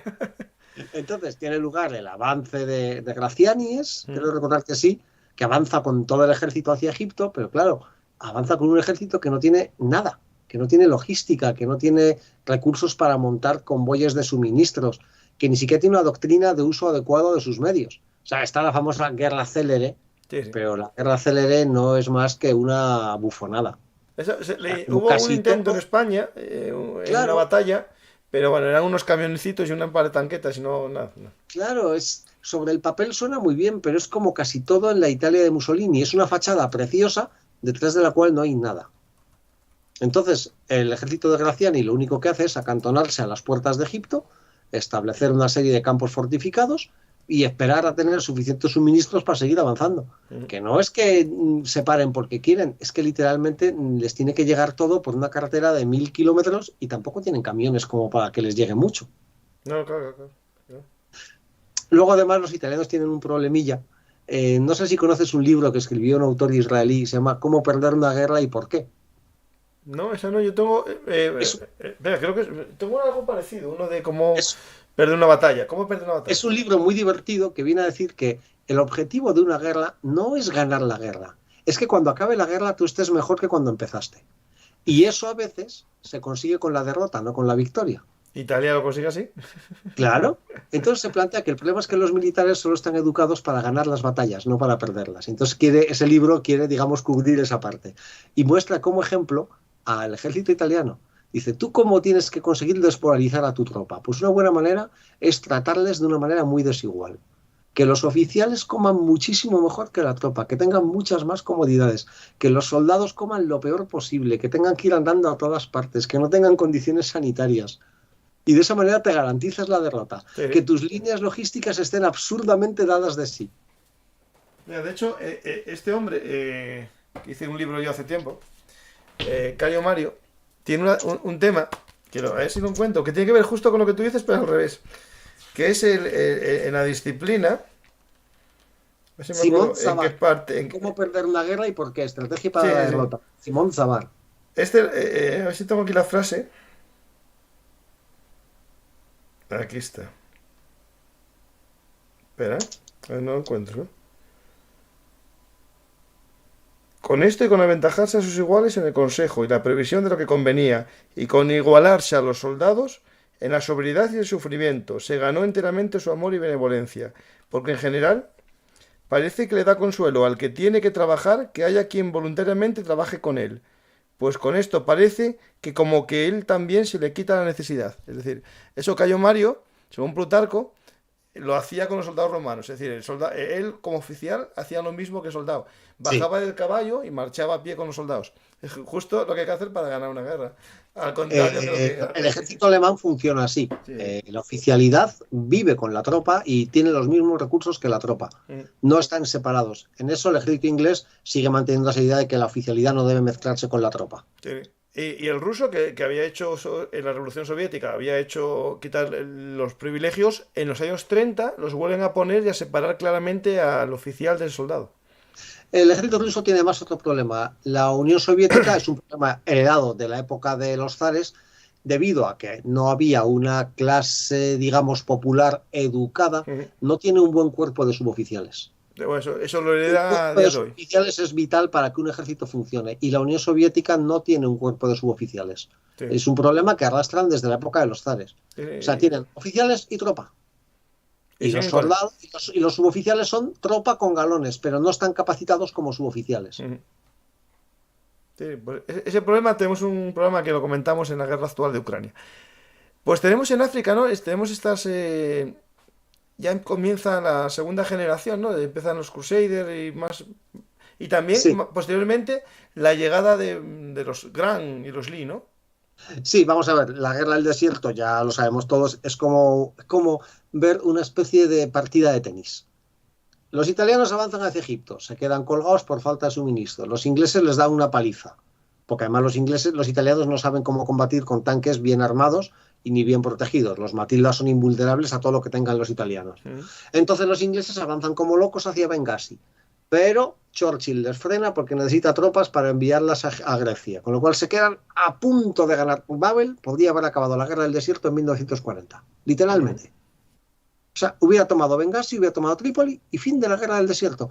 Pero Churchill le quita tropas para enviarla al siguiente desastre inglés en Grecia, con lo cual las tropas inglesas se quedan al borde de su línea de suministros. Y además pasa algo que va a repetirse varias veces. Hemos hablado que había una división acorazada decente. La séptima, que la ha formado Percy Hobart, las ratas del desierto. La disgregan. Sí, eso La me acuerdo de cogen tu libro. y la disgregan. ¿Por qué? Porque sí. Porque les apetece. Coges una unidad veterana y bien fogueada y la separas en cachitos y mandas un trozo aquí y otro acá. Y en su lugar envías la segunda acorazada, que no se ha adiestrado, que acaba de recibir sus tanques, que encima una brigada de la segunda acorazada la envías a Grecia, y como no tiene tanques, la equipas con tanques italianos. Y la mandas al frente a 2.000 kilómetros al otro lado de tu línea de suministros. Y llega Rommel, avanza y los machaca. Y entonces los ingleses se retroceden hasta Egipto y Rommel les persigue y se queda al final de su línea de suministros, y así lo tenemos así es la guerra del desierto hasta finales del 42. Por no meternos en detalles de las diversas campañas, pero ahí los ingleses van a ir probando pues todo lo que vayan fabricando. Y en concreto lo que va a llegar es, primero, el que se supone que es el carro crucero de nuevo, el carro crucero definitivo. Tan definitivo que lo llaman Crusader. Por cierto, a partir de aquí ya está la norma inglesa de que a los tanques se les ponen nombres empezados por C. A todos. Vale. Entonces, el Crusader es una versión mejorada del crucero A13. Hay otra versión que va a poner en marcha la Nuffield, que es el Covenanter. Y el Covenanter es un tanque que directamente, según lo prueban, no sirve. Se parece mucho al Crusader, solo que tiene 4 ruedas en lugar de 5, y el motor se quema, pero no solo se quema el motor, también se quema el conductor, porque a alguien se le ha ocurrido poner los radiadores delante, al lado del conductor, a temperaturas que alcanzan los 100 grados. Entonces, es un tanque que directamente no lo puedes poner en marcha. Está bien pensado, sí, señor. Pues de ese tanque se construyen 1.200 unidades. Claro, ¿no hicieron prototipo? Sabiendo que no funciona. ¿Sabiéndolo o no? Espera, a lo mejor no. No, sabiéndolo. Y ese tanque se va a utilizar, la excusa para producirlo es que así adiestraremos a nuestras tropas para la batalla. Con un tanque que luego no van a usar. Ya. Y que no se puede usar mucho para adiestramiento, porque a poco que lo pones en marcha, al cabo rato hay que pararlo porque se te quema. ¿Cómo era el nombre? Que ese no me acuerdo. Covenanter. ¿Covenanter? Covenanter. Voy a poner una foto, que si no tengo... Sí. De hecho, se construyeron varios centenares para enviárselos a la Unión Soviética. Pero, por suerte para los soviéticos, el carguero en el que iban fue hundido por un submarino. Qué suerte tuvieron antes. Sí, porque eso hubiera puesto en serios apuros la alianza anglo-soviética. O sea, yo soy Stalin, me mandan eso y les digo, oye, vamos a ver, ¿de qué va esto? O lo único que podías convencerlos, a lo mejor, de que era un sistema de para el frío, para Sí, sí, calentar al calefacción tanquista. para las tropas. Bueno, pues el Covenanter nunca llegó a combatir y se construyeron 1.200 unidades. O sea, no llegó No nunca va a a ser cruzar Europa, ni África, ni nada. nada, nada, nada. Nunca se usó fuera de Inglaterra. Bueno, esto Pero sería para la Guardia...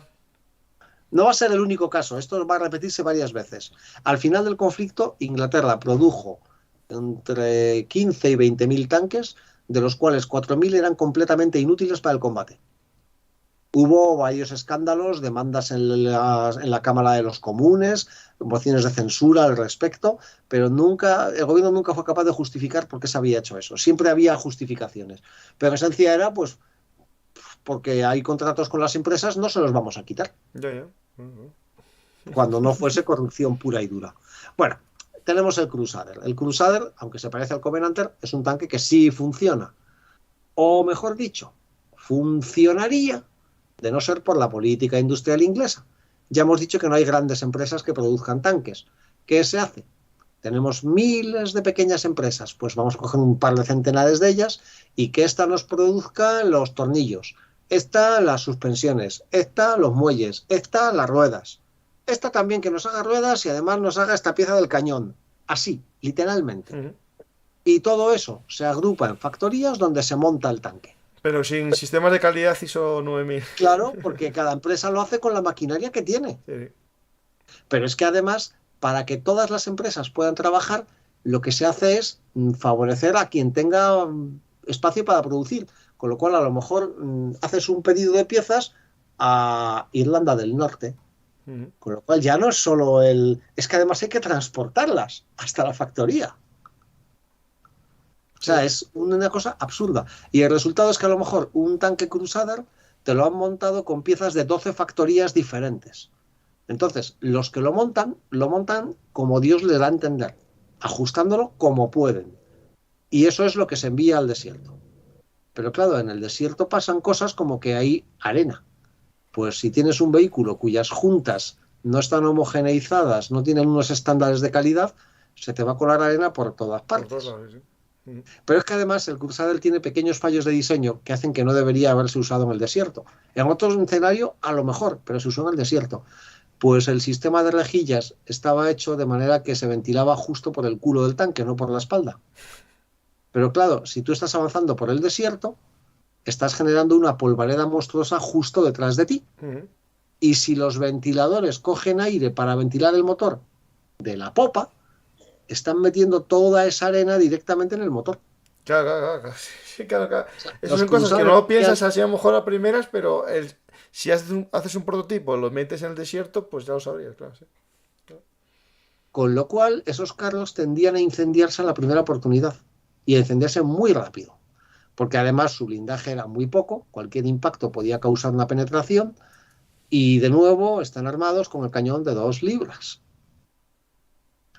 Entonces llega un momento en que los tanquistas ingleses odian el Crusader con todas sus fuerzas. O sea, es el carro que no quiere ver nadie, ni en pintura. Pero es que encima se lo siguen mandando. Había planes para producir el Crusader hasta 1943. O sea, era el carro con el que los ingleses pensaban desembarcar en Normandía.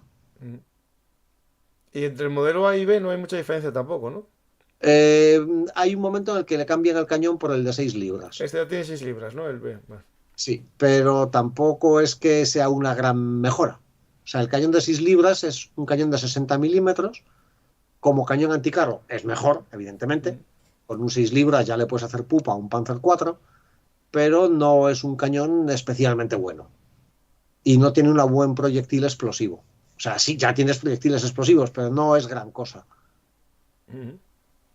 Luego, además, se ha producido otro tanque. De nuevo, el problema de los prototipos es el Churchill. El Churchill es parte del proyecto A-22 y entonces que estamos lo mismo, deciden, vamos a construir un tanque directamente desde plano. Y hay un comentario que hace uno de los productores que viene diciendo, no vamos a hacer un prototipo, vamos a hacer 500. Porque la primera serie va a ser prototipo. Sí. Los tanquistas que se adiestran con el Churchill reciben un manual de todo lo que va mal en el Churchill. Que es un listado que ocupa varias páginas. Y al final dice, por favor, no se asusten, les aseguramos que esto es un buen tanque. Lo que pasa es que hay que ajustar todo esto. Espera, que yo cuando escribí el artículo, si no recuerdo mal, lo escribí hace ya en el 2020, hace 2 años. El nombre de Churchill no era por Churchill, era por el famoso Mambrú, ¿no? Sí, en efecto, es que Churchill es el último duque de Marlborough. Eso, sí. El de Mambrú se fue a la guerra. Exacto, el mismo. De la guerra de los 7 años. Digo, porque a lo mejor hay gente que pensaba que él era un poco ególatra y lo puso a su nombre. No, es que había el Cromwell y después, claro, un gran general de la Edad Moderna, pues era el Marlborough, duque de Churchill. También llegan al desierto los Valentine y los Valentine dan un buen resultado. Tienen el problema de que son demasiado lentos para funcionar como un carro crucero y no están tan bien protegidos como un Matilda. Luego tampoco acaban de funcionar bien como un carro de infantería. Pero son sólidos, están bien construidos y no se te llenan de arena. Entonces los Valentine no son el carro del ideal, pero al menos funcionan. De hecho, los soviéticos recibieron más de 1 millar de Valentine y estaban muy contentos con ellos. Los adaptaron para mejorarles el armamento, pero el concepto que tenían era que una tripulación en un Valentine tenía las mismas posibilidades de sobrevivir que si fuera en un T-34. Lo cual no está mal. No está mal, no. Lo que pasa es que el Valentine tiene el problema de casi todos los tanques ingleses de la primera generación. La suspensión del Vickers no puede aceptar más peso. Así que el Valentine es un callejón sin salida. No se puede evolucionar a más blindaje porque no hay capacidad. Ahí está. Le pasa lo mismo a los Crusader. La suspensión Christie tiene el problema de que acepta una cantidad de peso, pero no mucha más. O sea, el T-34 de nuevo no podía mejorar más allá del T-34-85 porque la suspensión Christie ya iba muy cargada. Los siguientes tanques ya no usan esa suspensión, sino una versión mejorada, que son las suspensiones que ya se usaban a partir de la guerra. El Churchill, en cambio, usaba... Bueno, es que es difícil de describir. O sea, porque además siempre se le ve con los faldones. Si le quitas los faldones... Sí, el Churchill sin los faldones tiene como patitas. O sea, hay un montón de ruedecitas pequeñas. Hay 1, 2, 3, 4, 5, 6, 11, 12 ruedecitas pequeñas, cada una con su brazo de suspensión de muelles y resortes. Son más averías siempre. Claro, y además le pones esas planchas enormes de blindaje, con lo cual acumula mierda. Lo que pasa es que el Churchill cogió muy mala fama, pero por una cuestión injustificada. Bueno, aparte del desastre que fue la primera serie, que hubo que prácticamente arreglarla como pudieron. El problema es que se utilizaron en el desembarco de Dieppe. Ahí salió mal todo, no fue sí, en Dieppe hay un programa de Antena Historia que vale la pena escuchar sobre el desembarco de Dieppe, cómo se organizó y cómo se llevó a cabo. Como decía quien llevó el programa, decían, es que el desembarco de Dieppe se planificó sobre una servilleta en un bar, literalmente. Pero ¿qué pasó? Que enviaron esos carros a una playa de la que no se podía salir. O sea, no es que los Churchill no funcionasen, es que los utilizaban en un sitio donde no se podían utilizar. Sí. Porque había un muro delante de la playa que impedía que pudieran salir. Los pocos que desembarcaban a otro lado y pudieron salir, pudieron entrar en la ciudad de Dieppe y combatir, pero el resto se quedaron ahí atrapados. Ahí, eso, mira, hablas de Antena Historia, pero en Bellum Artis tenemos también en iVoox, en podcast, el desastre de Dieppe, y lo tenemos con David López Cavía, y hablamos también de él. Si digo a la gente, si quiere escucharlo, que vaya ahí. A la gente que nos escucha en YouTube, si algún día me da la vida, trataré de ir subiendo todos los podcasts que hay unos 300, a formato YouTube. Voy subiendo alguno, pero no me da la vida. Entonces, bueno, voy a intentar ir subiéndolos poco a poco. Es que tenemos esa manía de hacer cosas como tener familia, hijos. Sí, esas cosas. Trabajo, que te da vivir. Trabajar, comer. Sí. Ver a la mujer de vez en cuando de noche, en el sofá, viendo una película. Mujer, lo recuerdo, vivía conmigo. Sí, yo creo que la mía también, pero no sé. Por ahora. Sí. Bueno, el caso es que el Churchill estuvo a punto de no llegar a combatir fuera de Dieppe. Se cogió una fama enorme Mm, y estuvo a punto de desaparecer del mapa. Lo que sucede es que en 1900, entre el 41 y el 42, alguien dijo, vamos a ver, tenemos construidos más de 2000 carros de este modelo. Hay que usarlos. Y es el único que tiene un blindaje decente, porque el Churchill otra cosa no, pero blindaje tenía para aburrir, y el único tiene un cañón grande. Es que es el único cuya torre es lo bastante grande como para meterle un cañón gordo. Mm, Y alguien dijo, vamos a darle una oportunidad. Entonces los Churchill se envió una pequeña unidad que participó en la batalla del Alamein y dieron un resultado cojonudo, porque por fin se habían resuelto todos los problemas mecánicos. Y aparte de lo feo que es feo. Mira, los tanques ingleses son feos en general. El Churchill es feo con avaricia. Pero lo cierto es que menos uno, todos sobrevivieron a la batalla, pero con centenares de impactos y ni uno solo logró penetrarlos. Y eso, de un tanque inglés, es mucho decir. mm. Pero, sobre todo, lo más decisivo es que empezó a llegar el material americano. Y ahí fue cuando los tanquistas ingleses vieron el cielo abierto. O sea, lo primero que les llegó fue el carro ligero, el Stuart. Vale, el Stuart, por comparación con los tanques ingleses, los ingleses lo clasificaron como carro crucero, porque era mejor que cualquier carro crucero que ellos tuvieran. Mejor armado, más fiable, más versátil y, por supuesto, con una mecánica que no se rompía. Claro, claro, claro. Entonces, los tanquistas que usaban el Stuart estaban encantados. Decían, por Dios, ¿cómo es que no hemos tenido hasta un tanque como este? Pero entonces llegó el Grant, el Lee. Entonces, los ingleses por fin tenían un tanque que tenía un cañón de 75 milímetros. Es que pasaron del 2 libras a un 75. El Grant y Lee nos puede parecer muy anticuado, por eso de la cañón en barbeta y todo eso. Pero Pero era un para los pedazo de cañón. alemanes, pero es que para los alemanes fue una sorpresa muy Claro, desagradable. claro, claro. Es que un Lee te volaba a 2 kilómetros un Panzer III. Al final es como un cazacarros. Tampoco tiene torreta. Sí, tiene muchos defectos, porque el Grant, eso lo comentamos en el Grant Lee, lo comentamos cuando hablamos de los tanques del tío Sam, se basa en un diseño de entreguerras, el modelo M2, que era, claro, los americanos no habían diseñado jamás un tanque medio, Mm. entonces les salió una chapuza. Y no era operativo, y dijeron, con un par de cambios, de aquí sacamos un tanque que, bueno, no va a ser nada el otro jueves, pero al menos funcionará. Y por eso el Lee es como es. Pero a partir del Lee dijeron, bueno, vamos a construirlo con la idea de, mientras construimos este, vamos a diseñar un tanque de verdad, que es el Sherman.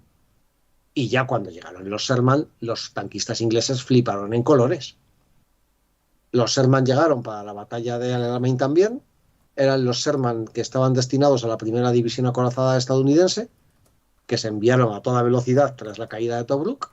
Y a partir de ahí los ingleses ya no querían volver a ver otro tanque. Sobre todo, no querían volver a ver un Crusader. Mm. Claro, te encuentras con un vehículo bien protegido para la época, en su momento, en el momento en el que salió, en el año, a finales del 42, el Sherman me da probablemente el mejor tanque medio del momento, junto con el T-34. Mejor, porque tenía una torre más amplia para 3 tripulantes, radio, era mucho más ergonómico. Entonces, con un buen armamento, un sistema motor que funciona de puta madre, un poco más alto de lo que te gustaría, porque es debido a que usaba un motor radial y los motores radiales son muy altos.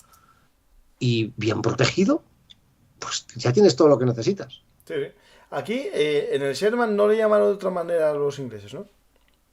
No, no, los ingleses estaban encantados. Lo que no querían era que les dieran más tanques ingleses. No, no, lógico. Pero eso lo dice hasta Montgomery. Montgomery, de hecho, dijo, es absurdo construir un tanque para cada misión. Es ridículo tener tanques de infantería, tanque crucero, tanque ligero. Necesitamos un solo tanque, además se lo llamó un tanque universal. Y añadió, y tiene que ser el Sherman. Y me lo hacen los americanos y me los hacen baratos y bien. Sí, Y los pago a plazos. entonces ahí está. Entonces es el momento en el que el ejército inglés empieza la transición al Sherman. Lo que pasa es que al mismo tiempo, pues como quieren seguir manteniendo su industria en marcha, están produciendo sucesores de los carros crucero, porque una vez se les mete una idea en la cabeza ya no se la sacas. Ujú. Claro, porque Que van por a ejemplo ser- un Sherman no lo podrían hacer porque es de fundición, ¿no? Parte, ¿no? Hay modelos de fundición y modelos de soldadura. Los de fundición Eso se ve muy fácil visualmente. Si recuerdas, hay Shermans que son como redondeados. Sí. Esos son Shermans de fundición. En cambio, los hay que son de esquinas angulosas y esos son Sherman de soldadura. Sí, se me suena del programa y viendo la capacidad industrial del Reino Unido, pues veo que no pueden hacer uno de fundición fácilmente. Ahí está. La torre del Churchill se hacía de fundición. Es la primera pieza enteramente de fundición. Pero el casco hay que hacerlo remachado.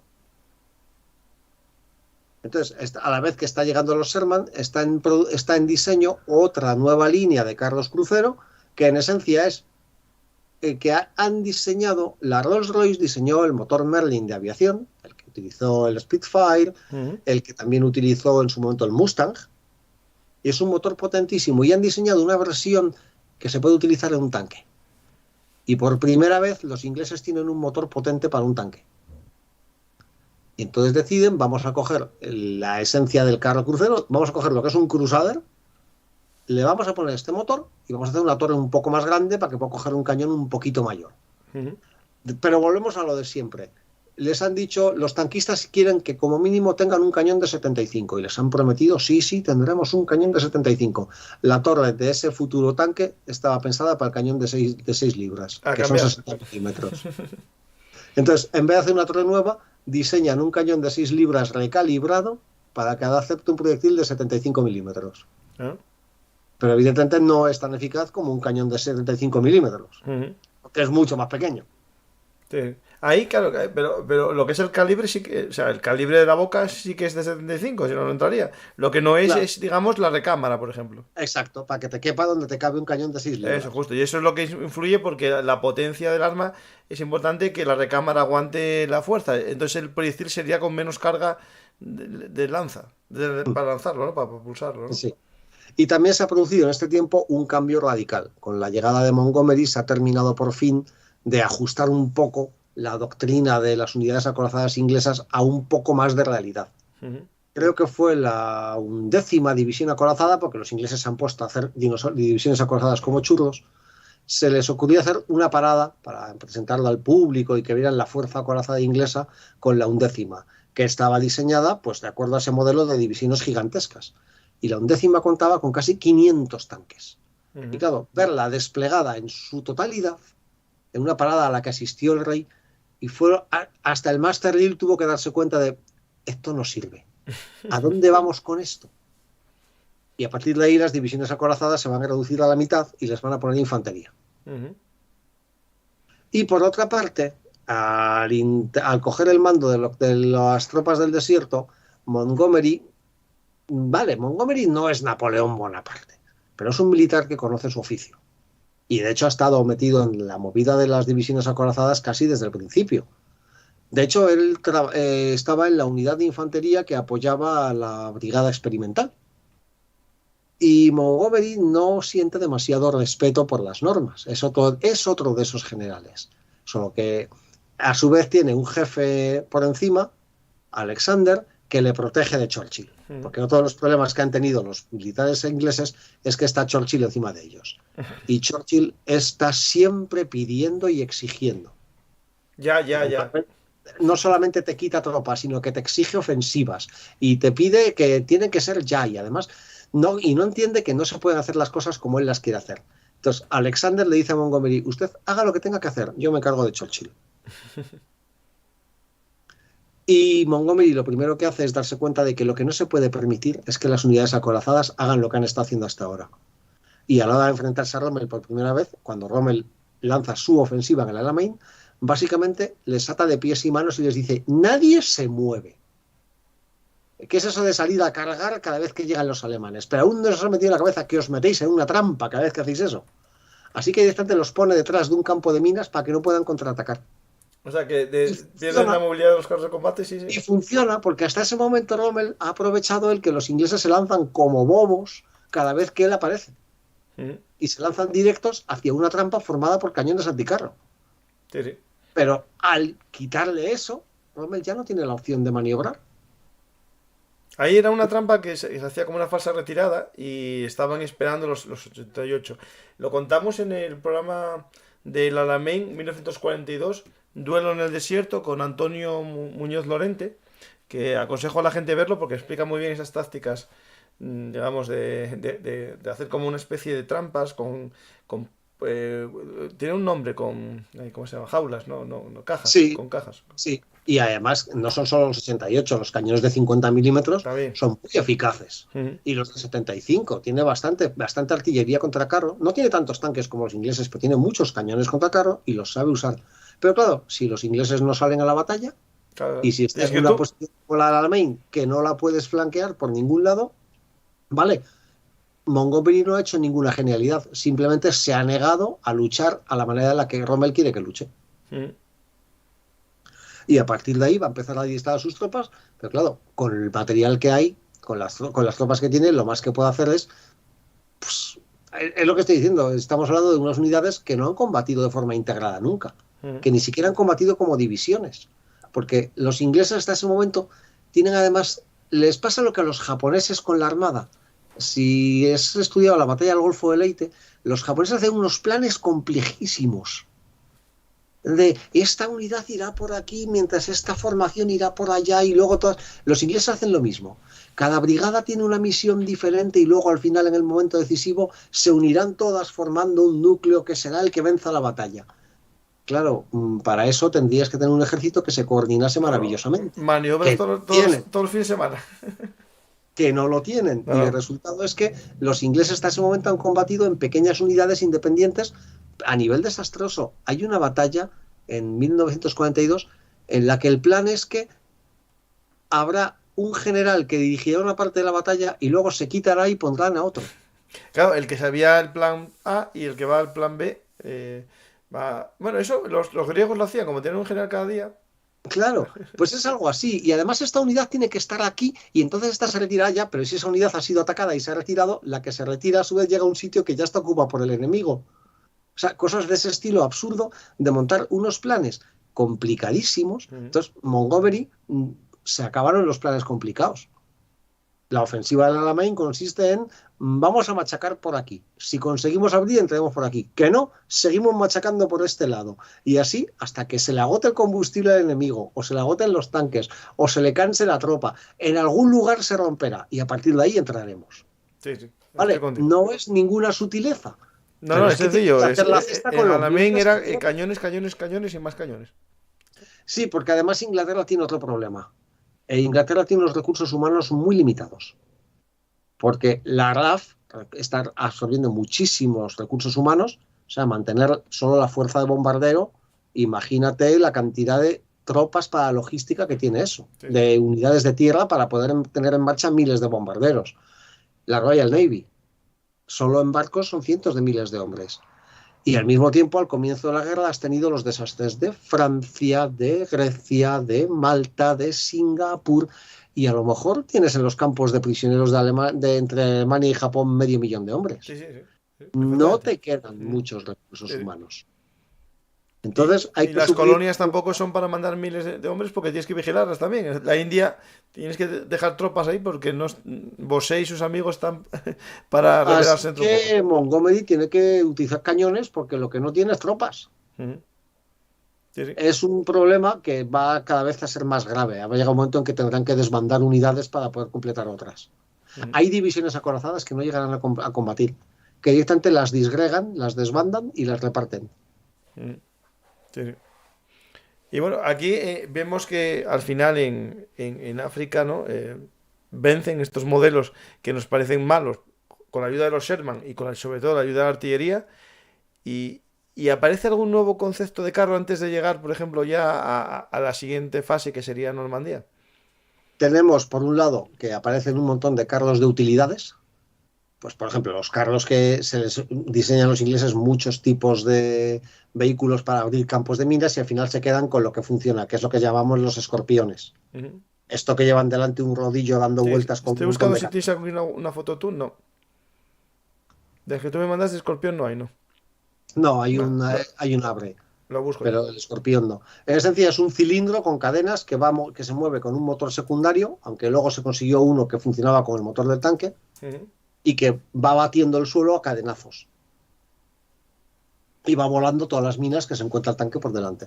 Sí, sí. Eso yo me acuerdo de pequeño, siempre me llamó atención. Es uno de los primeros libros que tengo de recuerdo en mi vida, que era uno de esos, de las armas raras de la Segunda Guerra Mundial, y venía este.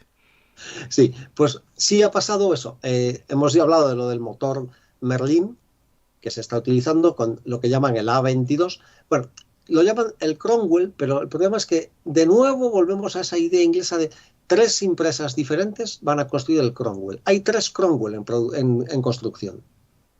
Que luego, para evitar un jaleo demasiado de nombres, están el Cavalier, el Cromwell y el Centaur. Todos con C. Vale. Todos los tanques ingleses van con C. ¿Qué sucede? El Cavalier no utiliza el motor Merlin ni la suspensión tal. Es una versión totalmente nueva del vehículo. El Centaur tampoco utiliza más o menos la misma mecánica que el Cromwell, pero sin el motor Merlin. Aquí estoy poniendo un Centaur. Pero Sí, el de versión el mortero, Cromwell, el que tiene una especie de bicho bus sí, muy grande. son casi indistinguibles excepto por eso. Y el Cromwell utiliza el motor Merlin. Pero los mandan en una gira a Estados Unidos porque quieren que los estadounidenses produzcan ese maravilloso carro que han diseñado, y directamente se les ríen en la cara. El comentario que hace el que lleva la delegación militar dice que nunca se había sentido tan avergonzado, y además los llamó el término, ¿sabes lo que es un derrelicto? No. Es lo que queda de un barco cuando lo has cañoneado. Ah, vale. Decían, lo que hemos mandado eran unos tristes derrelictos. O sea, ¿a quién se le ocurrió que era una buena idea enseñar esto a los americanos? Pero, como está esa inercia de que hay que producir tanques en Inglaterra, pues porque no podemos fiarnos de que los americanos produzcan Shermans. A los estadounidenses producir 8.000 Shermans más simplemente les hubiera costado darle un poquito más a la manivela. O sea, literalmente. O sea, produjeron 55.000. No hubiera pasado nada por producir 65.000. Sí. Pero entonces dijeron, vamos a demostrar que nuestros tanques son mejores. Y se planificó un ejercicio para compararlos y que los tanquistas ingleses vieran. El ejercicio fue un desastre. Y entonces dijeron, bueno, vamos a hacer una comparación real. Y fueron los llamados ejercicios Drácula. Ahí ya se desechó el Cavalier, porque en el primer ejercicio los Cavalier habían dado, o sea, daba vergüenza hasta subirse a ellos. Pero aún así el Cavalier ya se había desechado. Es decir, el Cavalier se desecha antes de los ejercicios Drácula, pero se encargó un millar. Bueno, Produciendo un millar de un tanque que tú yo mismo has dicho que no es apto para el combate. Y no se para. Un millar. ¿Por qué? Porque sí.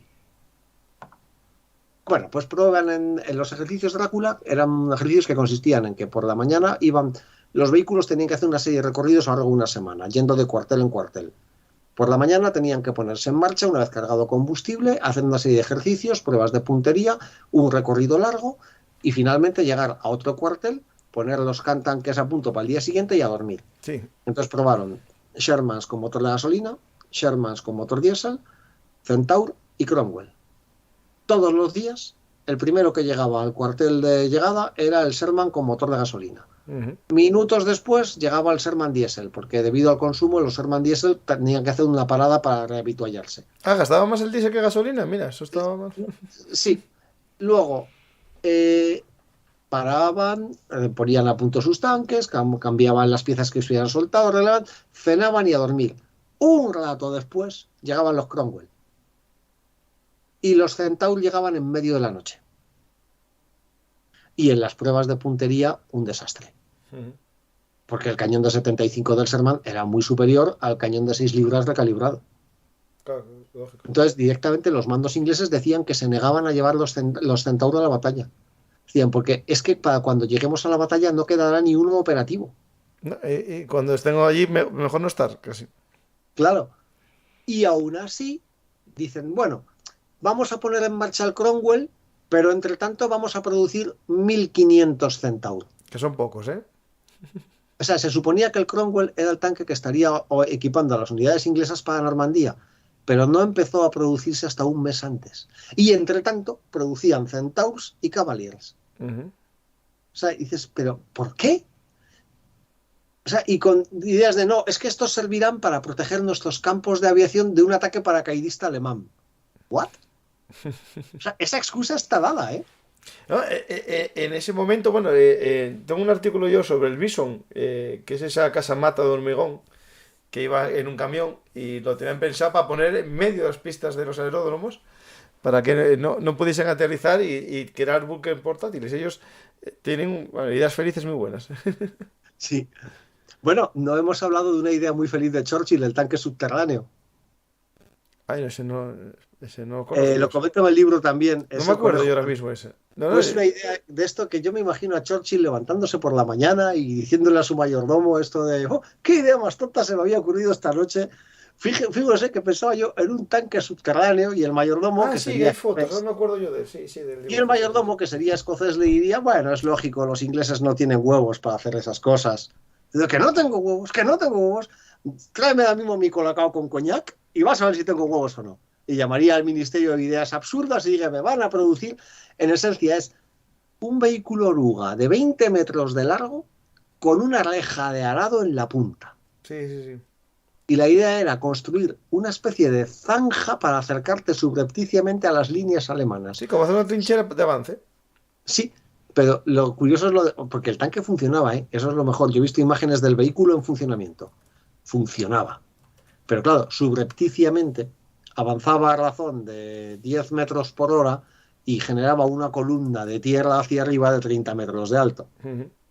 O sea, yo me imagino a los alemanes en su trinchera diciendo, oye, Hans, esa columna de tierra lleva un rato acercándose hacia nosotros. Y se oyen como comentarios en inglés. Pero es que además la idea es que una vez llegasen a las líneas alemanas, la infantería, siguiendo la línea, atacaría impetuosamente. Y digo, ya, excepto por el pequeño problema de que hay un vehículo de 20 metros al final. Sí. O sea, primero tienes que quitarlo. ¿Cómo se llamaba el modelo para buscarlo? Tiene muchos nombres. El conejo blanco es uno de ellos. En inglés lo tendré que buscar, ¿no? Sí. Vale. Y de hecho, Churchill, yo descubrí la existencia de este vehículo porque Churchill lo comenta en sus memorias, le dedica muy poco espacio, pero hace un comentario que me encanta, es muy Churchill, dice, me declaro culpable, pero no arrepentido. Aquí está la foto.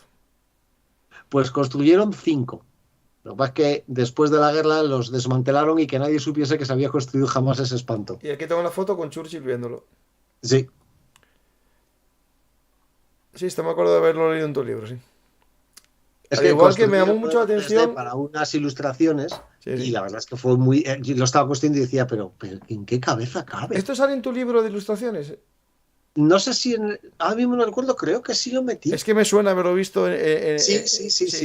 Que lo hice para otro proyecto y lo aproveché ahí, porque fue un modelo complejo de hacer y dije, oye, vamos a darle partido. Esto a la gente que... Bueno, espera, voy a buscar el... Sigue hablando tú. Sí, libro, bueno, no sé pues el caso es lo que estaba comentando antes, que tenemos los Cromwell, que en principio, después de muchas revisiones, parece que funcionan, pero no están disponibles para el desembarco en Normandía, porque se han estado produciendo, entre tanto, un par de miles de tanques que no sirven.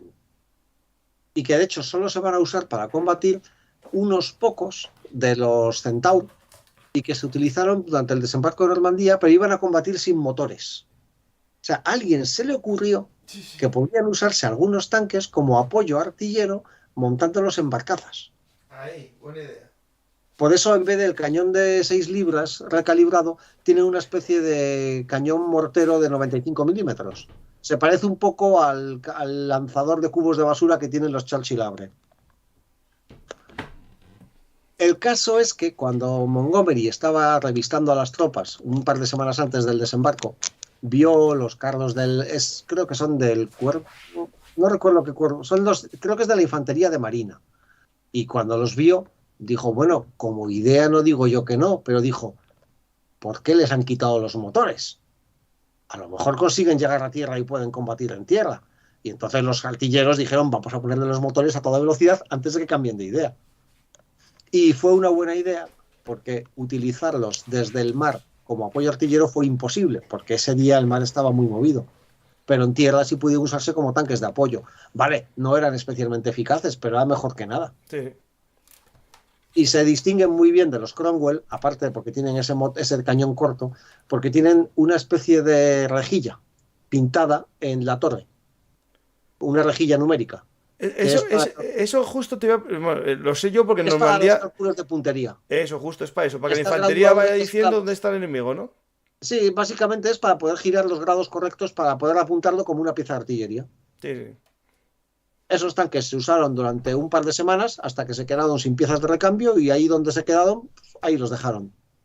Los cambiaron por Cromwell y siguieron mar adentro. El libro que estoy buscando es el otro libro tuyo, aparte del que estamos hoy hablando, que es el de los tanques de su majestad. Este libro que tienes, también de la editorial HRM, Armas de guerra de un HRM. libro ilustrado, Máquinas de Guerra, Sí. Almas Terrestres de la Segunda Guerra Mundial. Digo, lo abro un poco, no creo que me diga nada la editorial HRM, viendo un poco las ilustraciones, que son fantásticas, son tuyas, es tu Sí. trabajo. Ilustraciones y texto, es todo mío. Sí, sí, es todo tuyo, sí, sí, sí, pero que las ilustraciones también, porque eso es algo que no suele ser habitual, ¿no? Que el escritor a la vez sea A ver, es dibujante, que ¿no? originalmente yo soy ilustrador profesional. Escribir es algo que he hecho Eso, posteriormente. justo, eso. Y también haces de otras temáticas que no son militares. Me preguntan en el chat, a gente que está muy al día, Pablo, Gosende, que cuándo va a salir el libro de los barcos. A ver, yo ya lo he entregado. Tú ya Está cumpliste los entregado, deberes. ahora ya depende de la editorial. No sé qué planes de producción hay y más teniendo en cuenta que se nos echa encima el verano. Y el Yo papel. supongo que estará durante el otoño. No, el problema que tenemos en el mundo editorial y las pequeñas editoriales más es el precio del papel. Sí, por eso yo no puedo dar ningún plazo, porque sé cómo está la situación, así que Yo, por está ejemplo, entregado. mi libro Hay que revisar algunas cosas. Confío en que nos dé tiempo a editar el texto. Vamos, yo lo he revisado mucho, pero estoy seguro de que habrá cagadas, faltas ortográficas, seguro. seguro. Eso O te sea, digo yo tenemos porque tiempo. en el Pero mío yo no también. espero que esté antes del otoño. Estaba buscando el modelo inglés, pero no sé si lo encuentro. Es que no quiero hacer ruido tampoco. Estará en vehículos acorazados.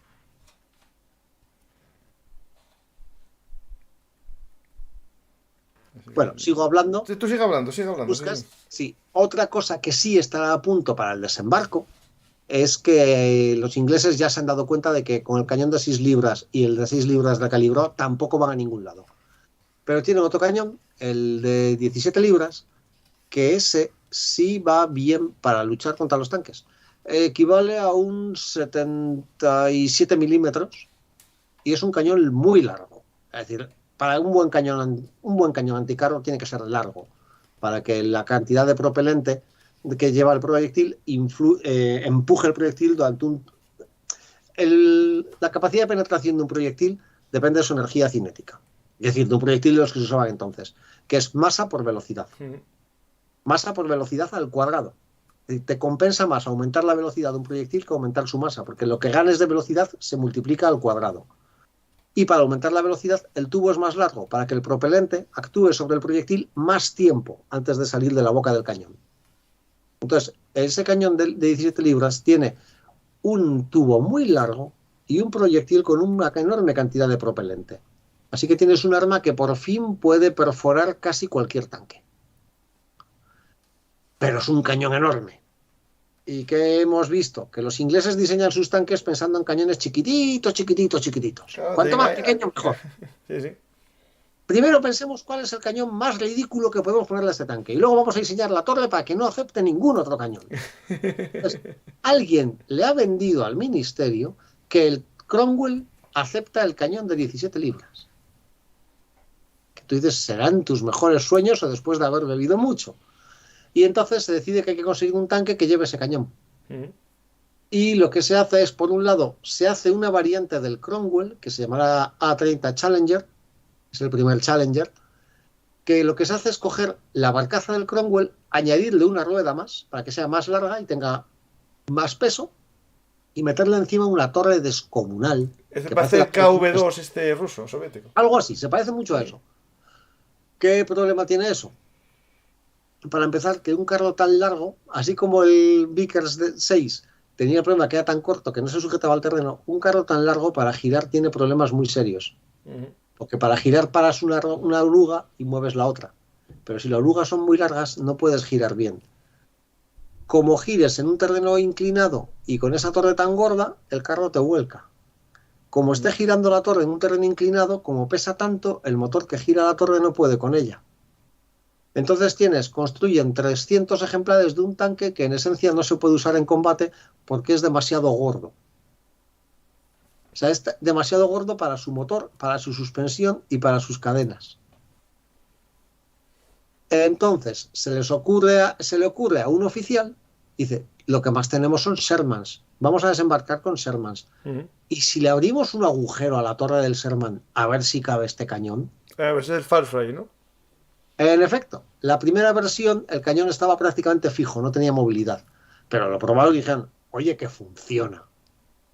Entonces, ¿qué hacemos? Modificamos los muñones, modificamos la torre, le añadimos una caja detrás que le haga de contrapeso y ponemos ahí la radio para que haya espacio para el retroceso, porque la cureña del 17 libras está tan tocha que el retroceso ocupa todo la torre. Claro, esa caja que se ve en la parte de atrás es para eso, no es una caja de munición ni nada de eso, es para que No, es para el retroceso del arma. Sí, la torre va ahí y así tienes la torre vacía para que vaya por ahí, para que el retroceso pueda funcionar.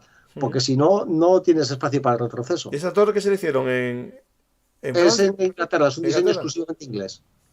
Se ofreció a los estadounidenses, pero ellos consideraban que no lo necesitaban, que con los de 75 milímetros, de acuerdo a su doctrina, era suficiente porque ellos iban a usar cazacarros, que usaban cañones de 76 milímetros, que sobre el papel eran tan eficaces como el 17 libras.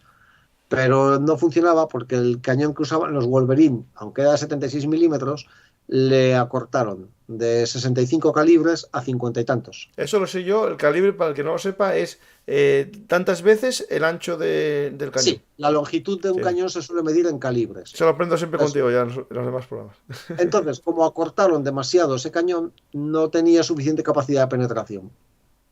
Entonces, los ingleses adaptaron el 17 libras a sus propios Wolverine y construyeron un tipo de cazacarros variado que es exclusivamente suyo, que es el Aquiles, me parece recordar, y que es un Wolverine con un 17 libras. Luego, los Challenger, que tuvieron algún uso en combate, pero ya te digo, no fueron nada eficaces. Luego se regalaron los 300 al ejército checo. No debieron. Si ya estaban ofendidos por lo de 1938, ya con lo de los Challenger ya debían tener una anglofobia muy gorda. Y los Firefly, que sí utilizaban y que lógicamente era la mecánica de un Sherman. Pues, por donde pasaba un Sherman, pasaba un Firefly. Y utilizaba el mismo motor, con lo cual no has añadido un carro nuevo a tu panoplia, tienes el mismo carro con otro armamento. Y luego lo que sí se construyen es un montón de vehículos especiales. Y volvemos a Percy Hobart, que lo habíamos dejado abandonado en Inglaterra. Te iba a preguntar yo por Hobart y sus locuras. Exacto, lo pusieron a adiestrar a la 11ª división acorazada. Y entonces alguien habló con Churchill, creo que fue Liddell-Hart, que era amigo de Hobart, y le habló de él. Y a Churchill, los personajes como Hobart le caían bien. Le caía bien la gente con imaginación, con iniciativa.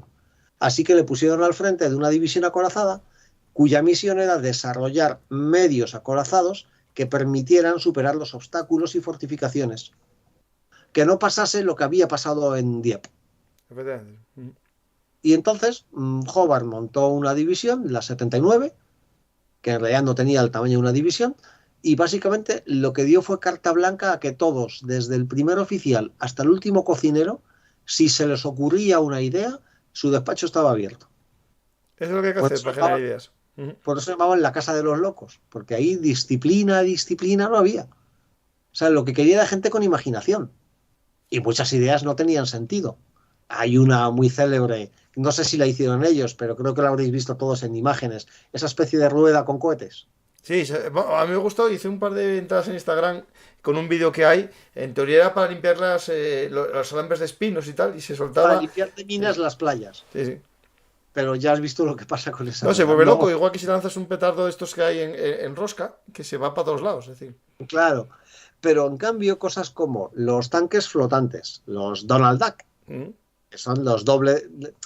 Shermans porque tienen doble dirección, porque lo que haces es, tienes por un lado el Sherman normal y luego tiene unas hélices detrás. Y es el que tiene la pantalla de Duplex drive, doble conducción, pero con una pantalla para aumentar la flotabilidad. O sea, en realidad un tanque, de por sí, un tanque es difícil que se hunda, que desplaza casi la misma cantidad de agua que de su propio peso. Si le pones una pantalla alrededor que sea impermeable, ya desplaza más agua que su peso. De hecho, los alemanes, mientras no le entre mucha agua. Claro, los alemanes fueron al camino contrario, diseñaron tanques que se sumergieran y les costaba que sumergirse, había que lastrarlos, porque es que de por sí un tanque tiende a flotar, porque está hueco. Vale, yo eso no sabía. Sabía que con estas líneas de flotación aumentaba la flotación, pero el agua, y como no es estanco, se llena de agua y se va al fondo. Eso, justo, eso. Pero claro, los Tauchpanzer, que eran los tanques nadadores, estaban impermeabilizados. ¿Qué pasa? Que no les entra agua. Pues para hundirlos había que lastrarlos, porque si no, no van al fondo. Vale, esos que estaban aislados. Vale, perfecto. Entonces, los ingleses hacen lo que le añadimos una pantalla y ya está, flota. No funcionó como debía, por ejemplo, en Omaha, porque se estaban pensados para lanzarse a 2 kilómetros de la playa y en Omaha se lanzaron a 5 kilómetros. Y con mal oleaje. Y con mucha ola, sí. Acabaron hundiéndose. Los que llegaron funcionaron, pero llegaron muy pocos. Las playas inglesas, en cambio, funcionaron bien. Y luego el gran éxito del desembarco fue el Churchill Abre. Antes del Abre también tenían, bueno, que no eran sí un tanque como tal. Tenían que iba con un fajo de madera para cubrir las zanjas. Es una de las variantes del Churchill. El Churchill se usó para casi todo. Porque como de una plataforma tan enorme, le podías poner de todo. Entonces, el más complejo es el Abre, que tiene el lanzacohetes ese gordo que de 300 milímetros, le llaman el petard, que en esencia te lanza un proyectil de 50 kilos de explosivos a 100 metros. Sí. Y que sirve para volar lo que tengas delante. Tenía el lanzador de puentes de tijera, tenían sistemas para cortar alambradas, tenían sistemas barreminas. O sea, es un tanque de ingenieros, es el primer tanque de ingenieros propiamente dicho.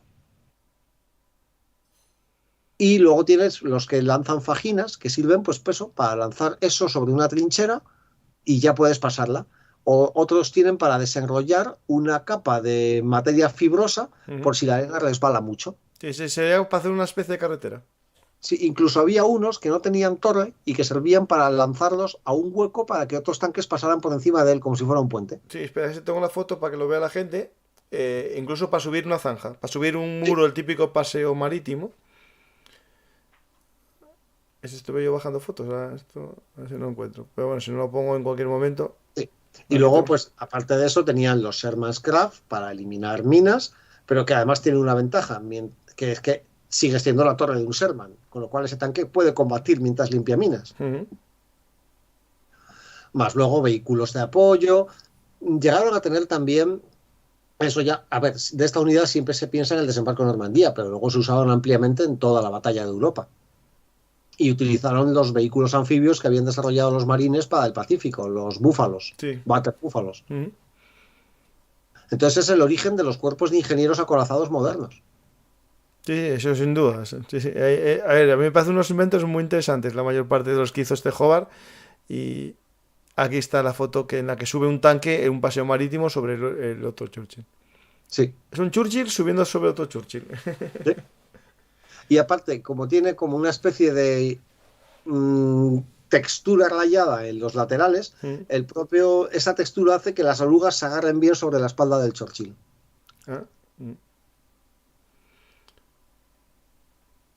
De hecho, para entonces ya estaban en servicio los Churchill entre el 5 y el 7, que ya tenían un blindaje. Hay modelos Churchill con 150 milímetros de blindaje, que podían resistir el cañonazo de un Tigre.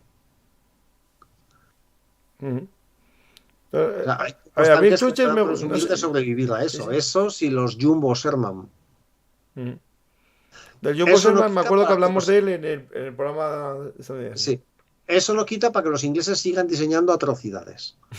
Porque como siguen con la idea del tanque de infantería que no se les quita de la cabeza, se les ha ocurrido diseñar un tanque ligero pesado. Vale. O sea, imagínate un tanque pequeñico al que le ponemos un montón de blindaje. Ya tenemos un tanque de infantería perfecto. Solo que el A32, A34, no sé si es una 30. ¿El Cornet, el Tortoise? No tiene nombre, se quedó solo con el numeral. Bueno, pues hay A30, A32 y A34 los tienen con nombre. Bueno, pues era tan bajito que el conductor, cuando lo sacaron, cuando terminó el ejercicio con ese primer prototipo, tuvieron que desmontar la torre, la puerta para poder sacarlo. Ay, mi madre. Quedó agarrado al prove. La sensación de estar doblado en la postura en la que tenía que estar para manejarlo. De hecho, ese modelo lo tienen en la escuela en una escuela de tanques inglesa como ejemplo de cómo no se diseña un tanque. Esto es un fallo ergonómico completo. Total. También querían, el Jumbo nace de un proyecto inglés lo mismo, que querían que los americanos les construyeran un Sherman con 300 milímetros de blindaje, una barbaridad. Y luego están los Tortoise, que entonces dijeron, en algún momento tendremos que atravesar la línea Sigfrido, y todos sabemos que la línea Sigfrido es infranqueable. Por aquello de que seguían con la idea de que las líneas fortificadas... funcionaban. Claro, entonces diseñan el Tortoise, que en esencia es un trasto con un cañón... No recuerdo, no es el 17 libras, es aún más gordo, no sé si son 27 o 30, equivale a un 105 milímetros. Y es una especie de cañón de asalto gigantesco, enorme, con blindaje de un acorazado, para poder reventar. Y digamos, fija la torre es fija. ¿Qué pasó? Lo construyen, se construyeron 6 unidades, me parece, y entonces alguien dijo, vale, lo tenemos. ¿Y ahora qué? No podemos mandarlo a ningún lado porque no cabe en ningún lado. No cabe por los puentes, no cabe por los túneles, no cabe en un vagón porque es demasiado ancho. O sea, a nadie se le ocurrió que los tanques tienen que caber por los túneles. Bueno, a las locuras estas, el mouse y todo eso, ya lo sabían y van a ir todos por agua. Sí, esa es otra idea muy buena. Cogemos un tanque de 190 toneladas, lo metemos bajo el agua y seguro que no hay ninguna dificultad para salir por la otra orilla. ¿Qué podría salir mal? Nada. De hecho, bueno, tenemos un los programa... americanos cometieron el mismo error y diseñaron uno que se llama el T-95, que es lo mismo, es en esencia lo mismo que el Tortoise, y lo mismo, dijeron, ya lo tenemos, pero no nos sirve nada porque no nos hemos dado cuenta que esto no pasa por ningún túnel. Construyeron 2, uno creo que se desguazó, el otro estuvo durante años en un campo de tiro hasta que alguien reconoció lo que era, lo restauraron y lo llevaron a un museo. Pero el Tortoise tuvo que construirse, se construyó una góndola especial para poder llevarlo a los campos de tiro. Pero claro, con eso no podías, pero porque el campo de tiro no había que atravesar ningún puente ni ningún túnel. Sí. También se diseña, porque otra idea que tienen es que los tanques ligeros puede que todavía sirvan, y diseñan un tanque ligero para lanzarlo en paracaídas. Bueno, eso todavía está pensado bien, hombre. O sea... Al final no funcionaba para lanzarlo en paracaídas, pero podía ser funcional para lanzarlo en planeadores. Y solo tuvo una intervención válida en el conflicto. ¿Es el Vickers MK6B, no? Creo, no, espérate, mismo te digo cuál es. Lo tengo por aquí marcado. Vehículos terrestres, Gran Bretaña, Segunda Guerra Mundial, carros, Firefly, Comet Centaur. Pues no lo tengo por aquí, qué rabia. Pero es así, es un carro ligero que es para lanzarlo en planeadores. Y solo tuvo una intervención en toda la guerra, que es que durante el desembarco de Normandía llegaron como refuerzo justo cuando la división 21 Panzer estaba contraatacando. Y los alemanes les dio tan mal rollo que llegasen tanques enemigos en planeador que no siguieron avanzando. Ah, bueno. Me suena que era A24, podría ser. Vamos a ver. Light Tank A24. M7, M47. No, el A24 es el Cavalier. Bueno. Es igual. Sí, es igual. Bueno, simplemente eso. Que diseñado un tanque ligero del que se construyeron varios cientos de unidades y que solo se usaron en combate 24. Y simplemente los lanzaban a un sitio. Y esa fue su gloriosa intervención en la guerra. Ya lo encontré. Creo que es este. Light Tank Mark 7 Tetrarch. El Tetrarca, sí. Puse aerotransportado Airborne British y ya me salió. Pongo fotos. Los americanos diseñaron para los ingleses otro modelo parecido, el M22 Locust, Langosta, que ese igual, había que lanzarlo por planeador. Se lo dieron a los ingleses como reemplazo del Tetrarca, pero es que no lo querían para nada. El Locust lo tengo aquí. Es pequeñín. Bueno, el concepto es como el de la tanqueta esta alemana actual o los... Sí, O sea, un tanque chiquitico que te quepa en cualquier lado. Que sobre el papel no es mala idea, pero los carros ligeros ya no tenían sentido. Bueno, pero para una unidad transportada es una fuerza bastante considerable, ¿eh? Evidentemente, de nada a un tanque de Hombre. esos tienes mucho. Sí, sí. Y ya tenemos alguna unidad feliz hasta llegar, yo creo, al tanque moderno que es el Centurión, ¿no? Bueno, vamos a ver. El Cromwell, una Cromwell. vez se rompe el bloqueo en Caen, una vez hay ruptura en Normandía, el Cromwell demuestra que sí que era un buen diseño, Ujú. porque era muy veloz.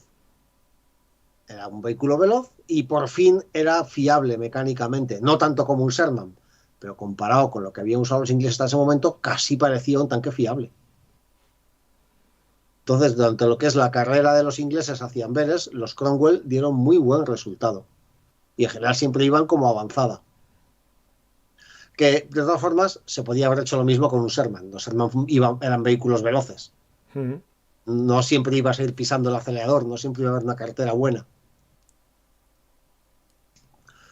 Luego, el problema que tienen, por eso se producen los atascos, los desastres que tienen lugar en las batallas de tanques en Normandía. El mito de los 5 Shermans por un tigre viene de ahí. Sí.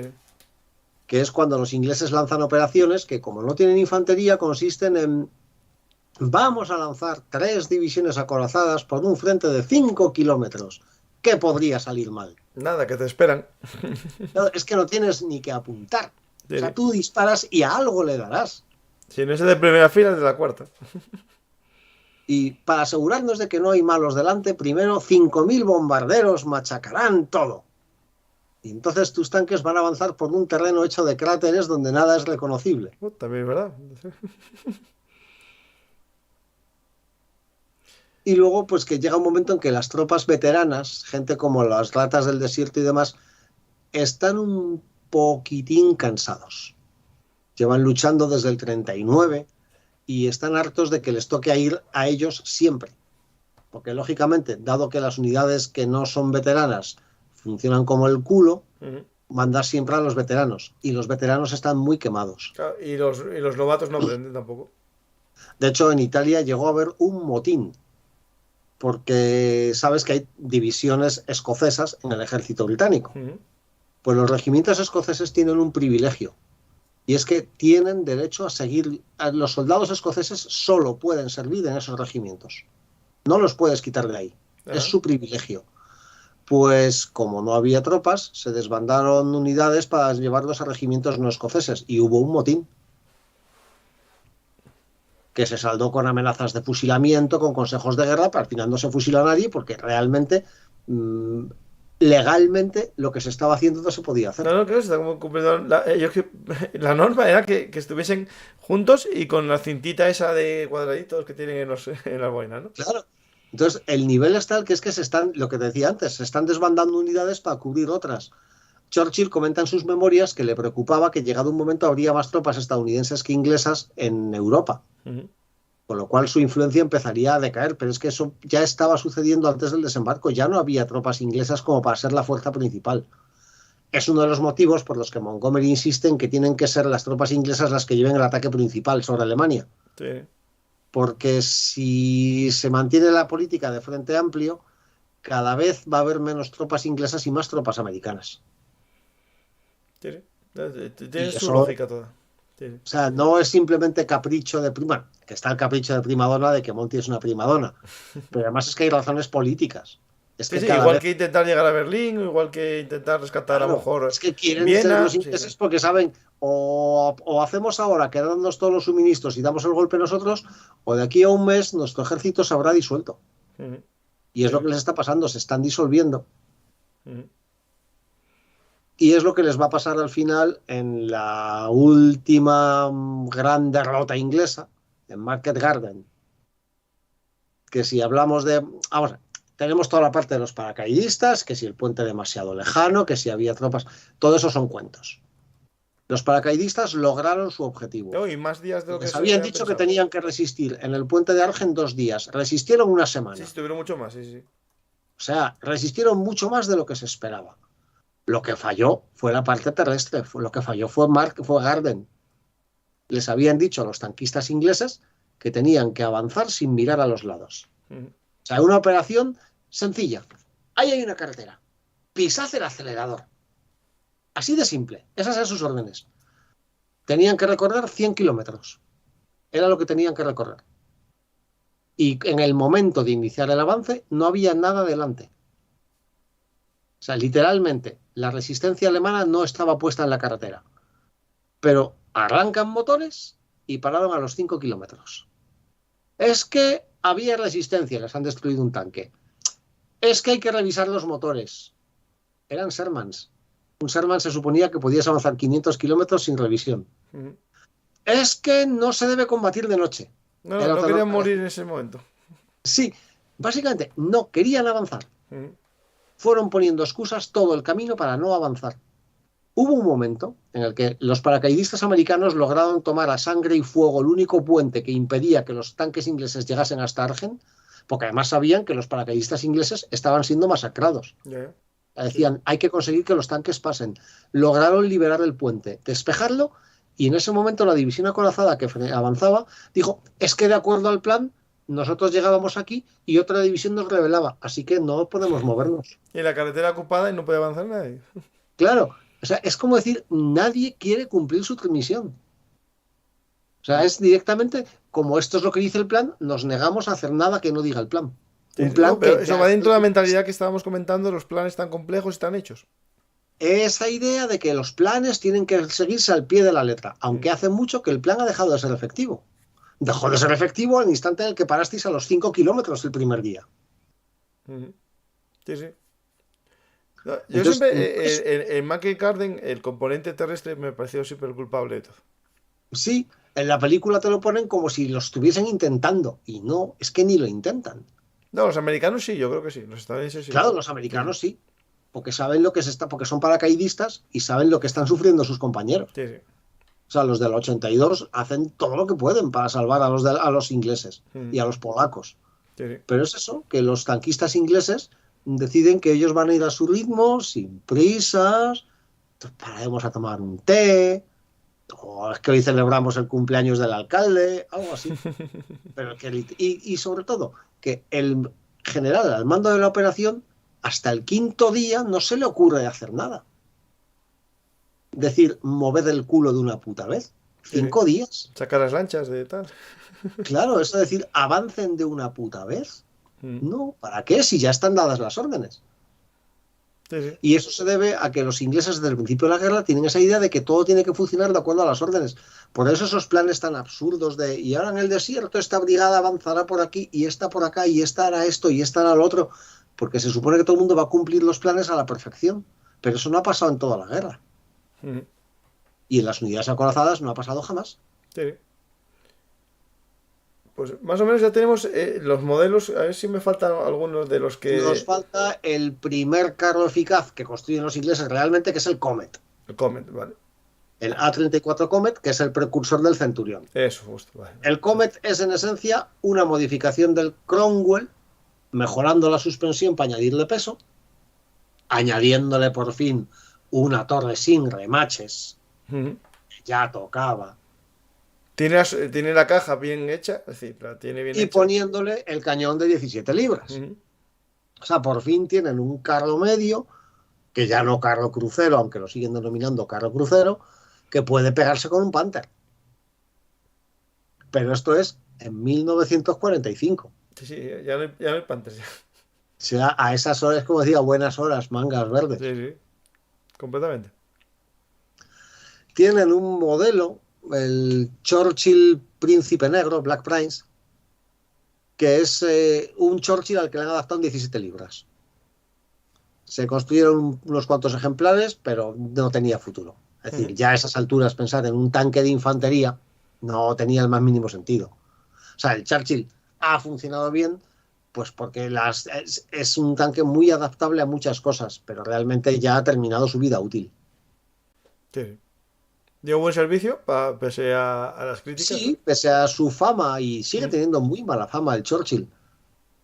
Pero es un tanque que ha dado un buen resultado y ha funcionado, bueno, en Italia y en Túnez, que son escenarios extremadamente escabrosos. Claro, los Churchill con esa longitud de cadena que tienen, podían trepar por sitios donde no te imaginas que puede pasar un tanque de ese tamaño. Ujú.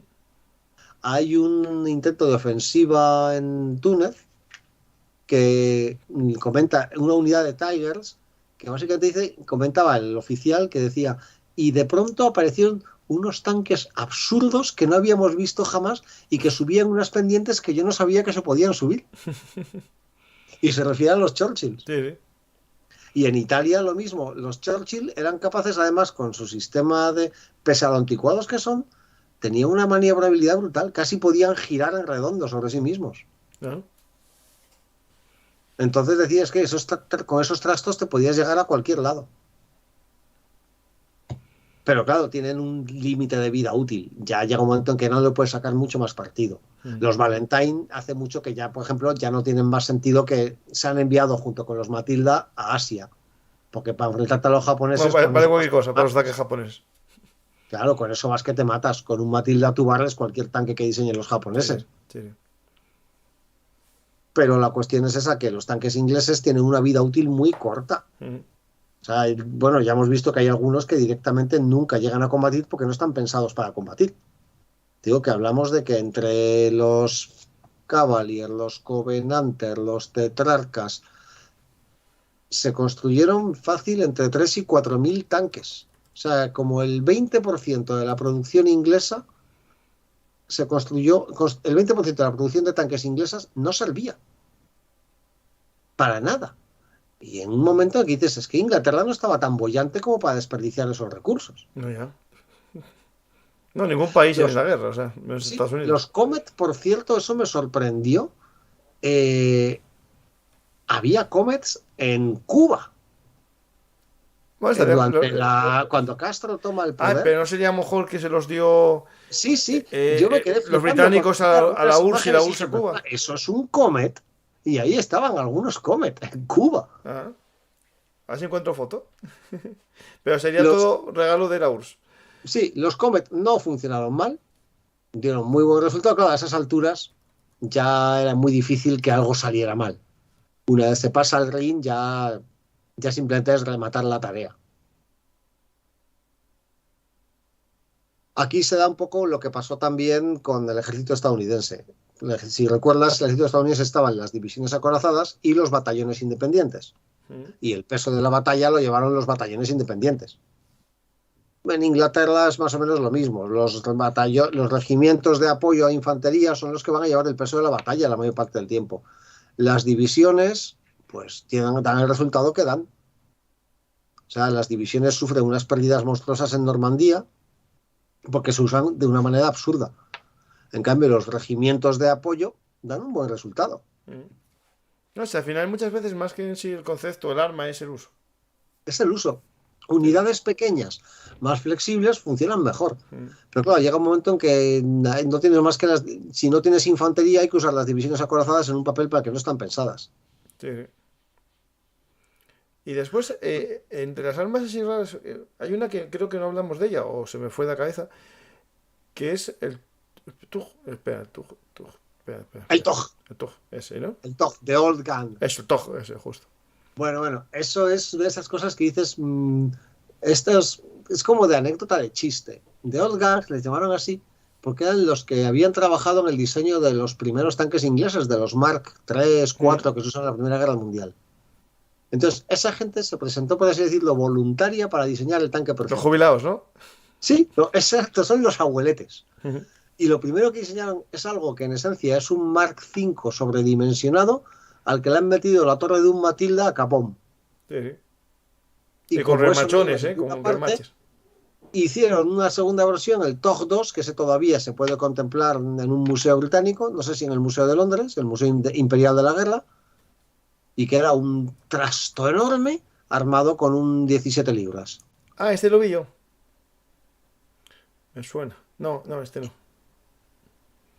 Y que no va a ningún lado, claro, eso no sirve para nada. ¿Hicieron muchos? No se sabe. No, se construyó solo ese prototipo. Prototipo, vale. El TOG 1 y el TOG 2. Digamos que les dejaron en un despachito a esa gente y dijeron, no molesten, porque el problema es que toda esa gente tenía apellidos e influencias. Bueno, entonces, vale. Ya encuentro... Bueno, fue un hobby esto. Sí, le vamos a dejar que no van a molestar mucho, no van a consumir muchos recursos, pues, se les deja ahí y tampoco molestarán. Sí, sí. Es una distracción comparado con otras cosas que han hecho, que hemos visto, pues es un poco ridículo, Ujú. pero no deja de ser un capricho. Pero lo que sí funcionó muy bien, eso no lo suele comentar la gente, se habla mucho de lo malos que son los tanques ingleses, pero los blindados ingleses de ruedas Ujú. son magníficos. Sí, ese, el que tenían de exploración y todo eso sí que está chulo. Sí. Sí, o sea, tienen vehículos muy buenos de exploración, razonablemente bien armados y protegidos para su tamaño, muy versátiles, muy prácticos. En el desierto dan muy buen resultado. Y luego, pues se utilizan diversos. Llegaron a construir, bueno, no ellos, le encargaron a Estados Unidos algunos diseños. De hecho, hay uno, bueno, sabes que los Estados Unidos utilizan el blindado de 6 ruedas, ¿cómo se llama? El M8. Ujú. El M8 Greyhound podría ser, Galgo. Ese Greyhound me suena el nombre, sí. Sí, vamos a ver, espera. Gran vehículos terrestres, Gran Bretaña, blindados. Pues los ingleses tienen diseños propios, los EAC, los Dingos. Los El Dingos son Dingo sí, solo ese que me suena a mí. que es una especie de cochecito sin torre, equipado con una ventanilla adelante para colocarle una ametralladora o un fusil Boys. Un fusil Boys es un fusil contracarga, un fusil de 12 milímetros que servía contra un Panzer I. O sea, Ay, tampoco le pidamos muchas cosas, o contra pero un ahí Panzer II. pone Diner Dingo, ¿no? Es de- Sí, pero bueno, es que hubo un caso en el que un dingo capturó un tigre. eso me suena esa historia. Sí. Sí, porque el tigre se le había fastidiado la transmisión y entonces el dingo no paraba de dar vueltas a su alrededor disparando. Y ya al final tuvieron que rendirse porque es que no podían irse. Pero luego hicieron un diseño, a ver si lo tengo por aquí. Veamos. Panhard. No lo tengo a la vista. Bueno, pues es una versión en 4 ruedas del blindado M8. Y creo que se construyeron unos 3.000 o así. Y era un vehículo muy eficaz y para su tamaño era un trasto muy sólido y muy resistente. Va a ser el que tengo aquí en la foto con un Dingo, un convoy, espera, ¿eh? Va a ser el automóvil blindado Humber. No, no, no. Es un blindado que se parece mucho al Greyhound, el Stadthound, T17 Stadthound. Starhound. Vale. Sí, T17E1, esas son las claves. Es como el M8 de toda la vida, el M8 Greyhound, pero cortito. Con una torre muy similar y con un armamento muy parecido. Y es un vehículo, pues diseñado, digamos, con todas las ventajas del diseño estadounidense, es decir, con un motor cojonudo y fácil de mantener, muy sólido, bien armado para su momento, muy compacto y que les dio un resultado excelente. Mm. Y después, bueno, tienen el Universal Carrier o el Ben Carrier. Sí, el primer transporte de infantería sobre orugas, Mm. que solo tenía un fallo, era demasiado pequeño. Sí, bueno, es pequeñín, es casi para dos, amigos. Y era sobre todo muy bajito, con lo cual no le podían poner una gran cantidad de armamento. Pero si no lo utilizabas para que no era, porque el problema es que como tiene orugas parece un tanque, vamos a usarlo como un tanque. Sí, a saco, ¿no? No, no. Pero los que lo utilizaban estaban encantados, porque era un vehículo muy práctico. Mejor que ir andando. Claro, es que esa es la cuestión. ¿Qué pasa? Que es demasiado pequeño como para poder convertirlo en un vehículo acorazado correcto, Mm. que es para lo que se utilizaban luego los tanques estos, los tanques canadienses, los RAM. Sí, Que los canadienses diseñaron un tanque que en esencia era como el Sherman del pobre. Y se construyeron unos cuantos centenares de ejemplares, pero claro, luego tuvieron Shermans. Entonces lo que hicieron fue quitarles la torre a los RAM, cerrarlos y ya tenías un vehículo de transporte de infantería acorazado. Sí, eso hablamos en el de Estados Unidos, pero así encuentro la foto. Tenía un nombre eso, ¿no? Porque se hacía con más El tanques. cángaro. El Kangoo, El eso. RAM El sin Kangoo, torre el es el Kangoo. cángaro. O sea, el canguro. Sí, sí.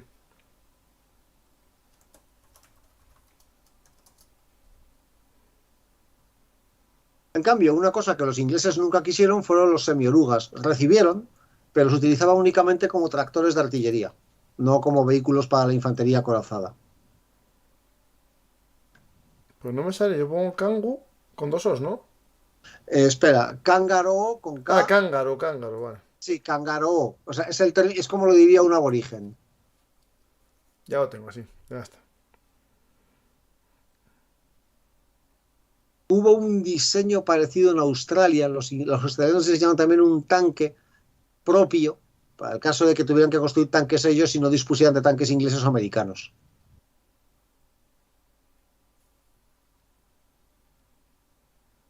Es que justo las fotos que hay están capadas los derechos de imagen.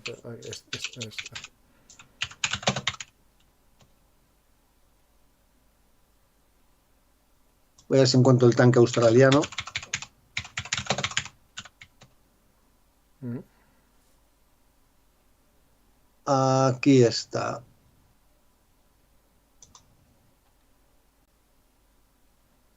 El Centinela. Diseñaron Vale. su propio tanque crucero, el Sentinel Cruiser Tank. Que de nuevo parece, es como un Sherman para pobres. Sentinela, ¿no? Sí.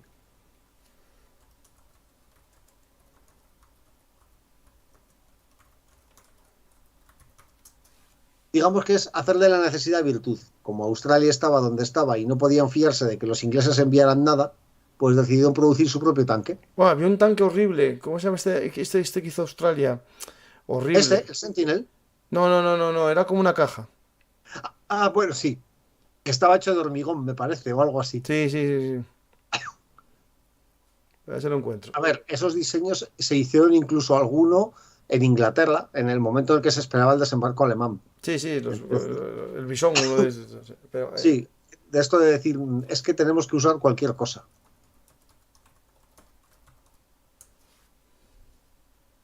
este es de chapa, El Quora. No, espera, no, Quora no, espera, no. Tengo la Sí, foto. es Bob como una especie Semple, de Bob caja de Semple. hormigón ondulado sobre dos orugas de tractor. Bob Semple.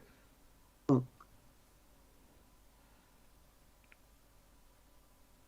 Voy a poner la foto para que la gente que lo sepa se llama el Bob Semple. Mm.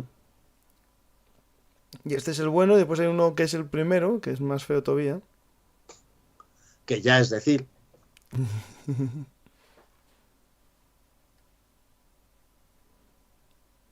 Esta chapa así corrugada, no, sería una chapa no como la de obra, sería una.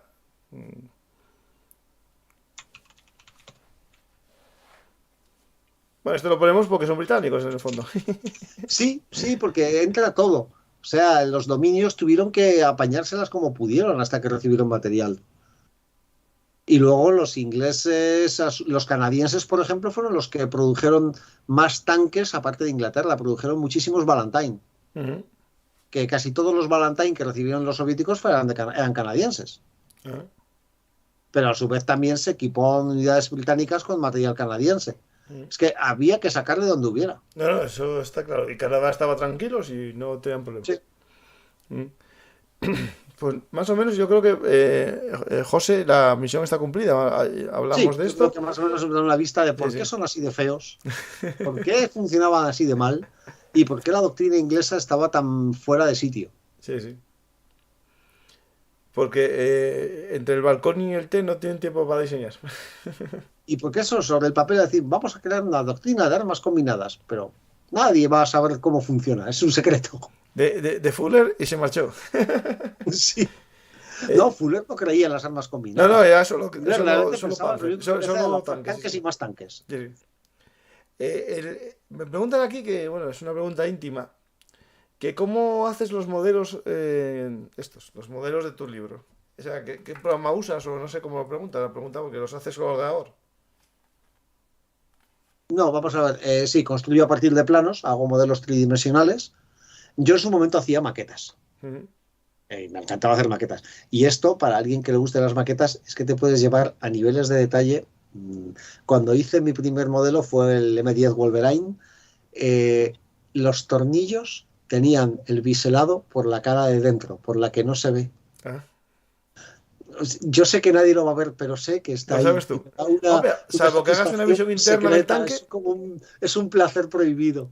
Sí, o sea, lo haces como los programas informáticos, me imagino cuáles son, porque son los típicos de 3D que se hace la pieza y después la coloreas, ¿no? Sí, es ir construyendo a base de polígonos los elementos, luego los vas integrándolos, dándoles textura. Entonces, a mí es un trabajo que me encanta hacer. Es lento, pero es que me encanta, me pierdo en los detalles. Sí, que no es en sí... De hecho, tengo que tener fecha de entrega porque si no, sigo haciéndole detalles. Claro, que en sí no es un dibujo, sino es un diseño gráfico como el de industrial, como el del Inventor o el, sí, yo el le 3D Studio. Meterle cámaras, lo que quiera. Sí. No estamos ante típico ilustración artística, sino en diseño industrial. Es un programa de diseño industrial. Sí. Sí. Eso lo hacen los alumnos de mi colegio, de los delineantes. Hacen eso y después le meten capas de color. Sí. No llegan al nivel tuyo artístico, porque es más colores planos y eso. Pero claro, tú lo consigues a nivel que parece pintado, más que diseñado. Sí. Luego ya es darle, pues, ya añadir un poquitín. Pues, por ejemplo, me gusta hacer vehículos que tengan el interior para poder hacer vistas en transparencia, que se vean pues detalles mecánicos, detalles de las torres en los casos de los tanques, añadir figuras humanas para darles pues, que tenga una cierta... que sepas qué tamaño tiene. No, eso es vital, poner una persona para saber el... Sí. Luego me encuentro con modelistas que tienen incluso más... O sea, comparados con ellos, yo soy un dejado. En el libro este de armas de HRM, el modelo del Jeep no es mío, era de un Menda que es que tienes hasta la última tuerca del motor. Yo cuando lo vi, me costó varias horas manejar el modelo. Claro, tiene una cantidad de polígonos. Pero es que me perdí ahí dentro, decir, Dios, qué maravilla. Estaba la transmisión, el cableado, el depósito de aceite, el medidor de nivel del depósito de aceite. O sea, nivel de enfermo absoluto. Claro, sí, de hecho, este hace, claro, una transparencia que tú en el resto de vehículos no tienes esto.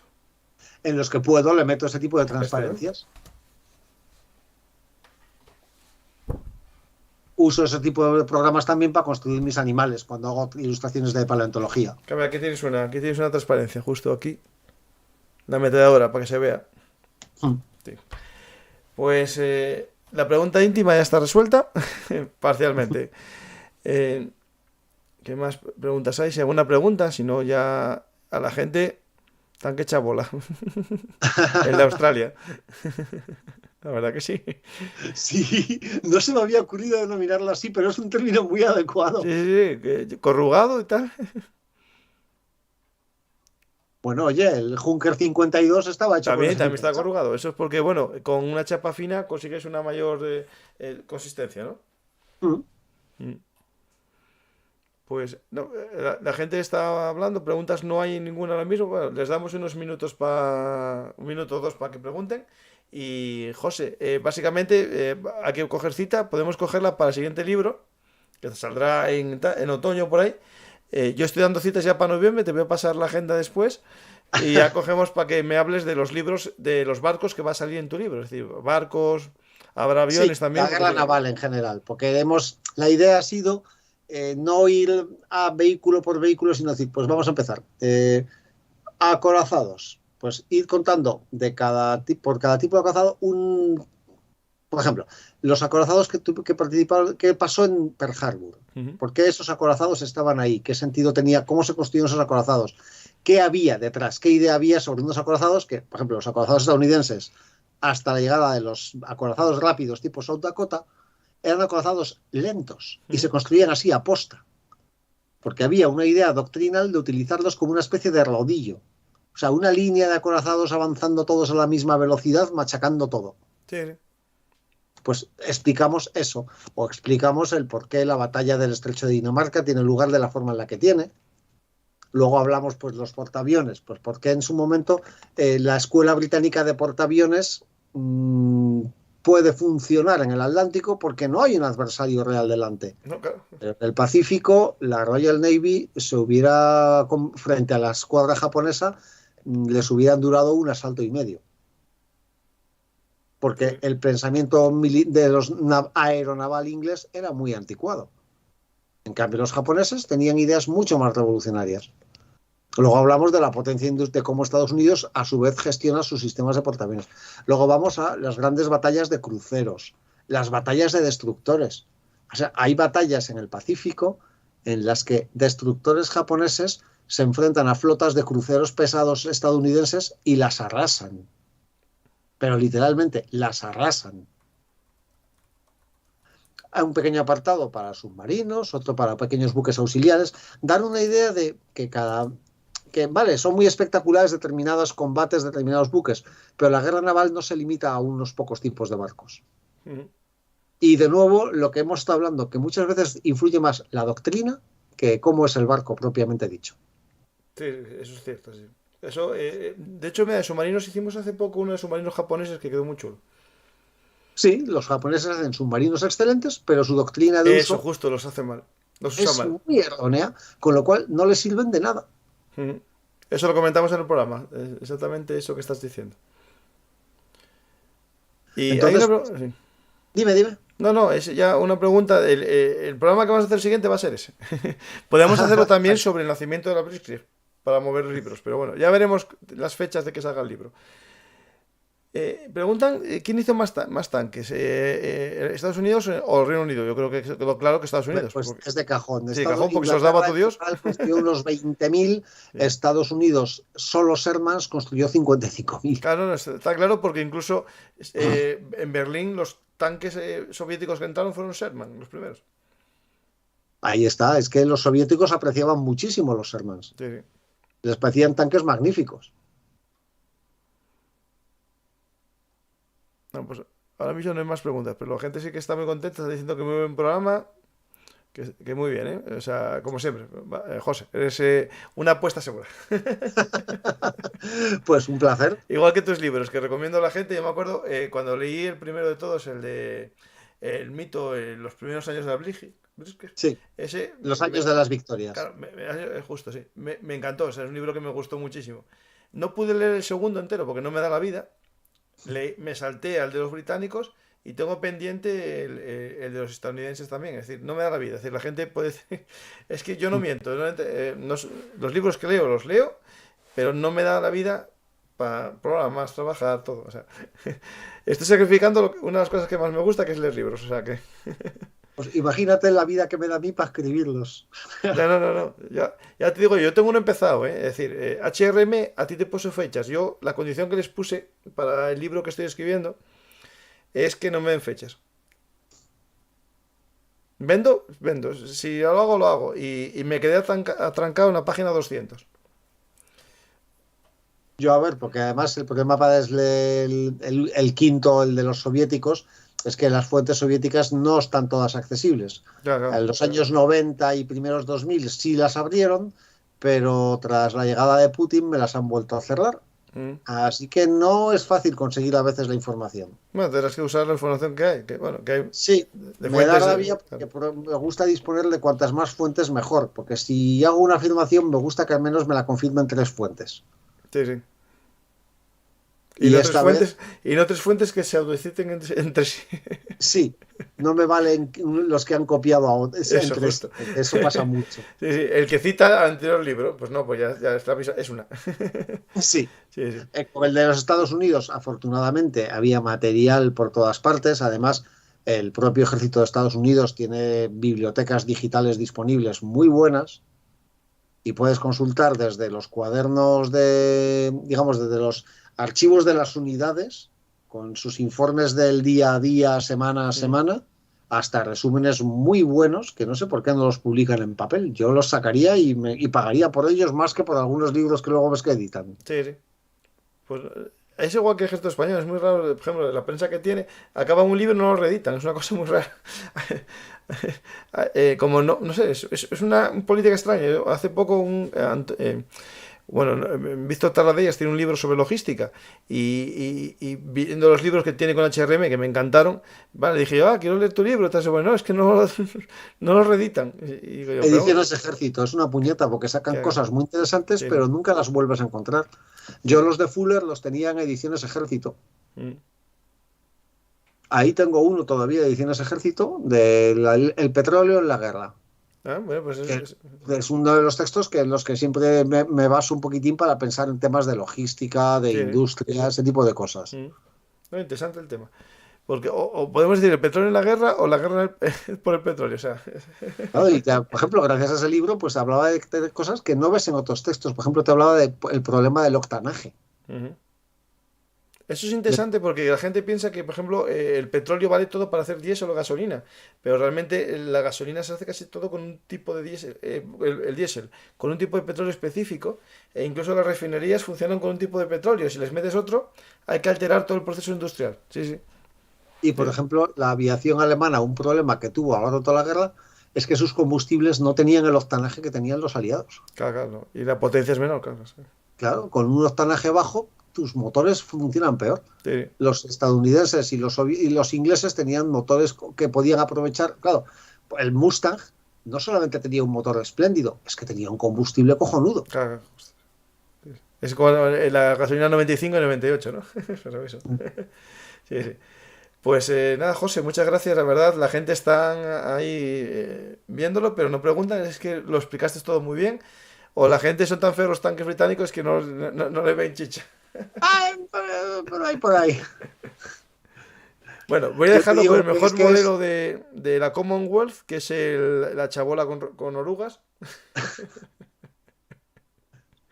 Y muchas gracias, José. A la gente le invito a que lea todos tus libros. En la descripción del programa puse un enlace de compra para que entren a uno y ya les salen todos los demás. O incluso una vez que estéis dentro, navegáis, en Amazon pone el nombre de él, José Antonio Peña Sartero, tocáis ahí y os salen los libros que estamos hablando todos. Compréis lo que compréis, ayudáis al mantenimiento de Bellum Artis. Es decir, si entráis a ver el de José y al final compráis otro, también ayudáis al mantenimiento. Y eso es algo que no os cuesta nada, y si os gusta mi proyecto, me podéis apoyar con eso, con ello. Como decía Asteris, comprad, Comprad, mis malditos. hermosos jabalíes. Antes de que suba la inflación. Sí. No, y también ahora que di el salto profesional a esto, pues hay que pagar autónomos, impuestos y todo. Autónomos, bueno, porque son 60 euros, que si no, no me daría, pero bueno. Bueno, y por supuesto, si algún lector quiere una ilustración personalizada de temas militares, también estoy abierto. Ah, vale, perfecto. Mira, en Japartero, ¿no? Es la página en Twitter, ¿no? Sí, en Japartero en Twitter. Sí. Y si no, ¿tienes en cuenta en Facebook el nombre de José Antonio Peñas o...? José Antonio P.A. PA, vale. José Antonio PA en Facebook o Así que ya Japartero. saben nuestros oyentes, soy barato. Me vendo fácil. Bueno, a lo mejor tengo que hablar un día contigo. Pues muchas gracias, José. Esta es tu casa. Hablaremos después del futuro programa. Y ahora voy a hacer, bueno, la cuña publicitaria típica de que apoyen a Bellum Artis. Si os ha gustado este programa, darle a me gusta y compartir en vuestras redes sociales para que más gente nos descubra. Dejar vuestro comentario es totalmente gratuito. Ya sé que hay gente que le gusta dar al me gusta, pero dejar un comentario cuesta un poco más, pero ayuda mucho a que los bots, estos sistemas de búsqueda, nos mejoren la posición y más gente nos conozca. Tengo la alegría, ¿no?, de que mucha gente nos va descubriendo y va diciendo, ¿cómo no sabía yo que existía esto? Y van viendo programas hacia atrás. Y eso alegra y motiva a seguir contando historias. Y ahora que contamos muchas, pues con más, digamos, fuerza os pido que deis a me gusta y compartáis. Y si ya queréis apoyarnos, pues tenéis muchas opciones. Tenéis patreon.com, iVoox, en que conseguiréis la insignia. Tenéis también escucha anticipada algunos programas que vaya haciendo en diferido. También en el sistema de iVoox podéis hacer escucha anticipada. Y nada más, lucir las camisetas en bhmshop.app y comprar los libros, lo que queráis, a través de los enlaces. En este caso, los libros de Detrás del Mito de nuestro amigo José Antonio Peña Sartero. Muchas gracias y hasta la próxima Historia Hablada.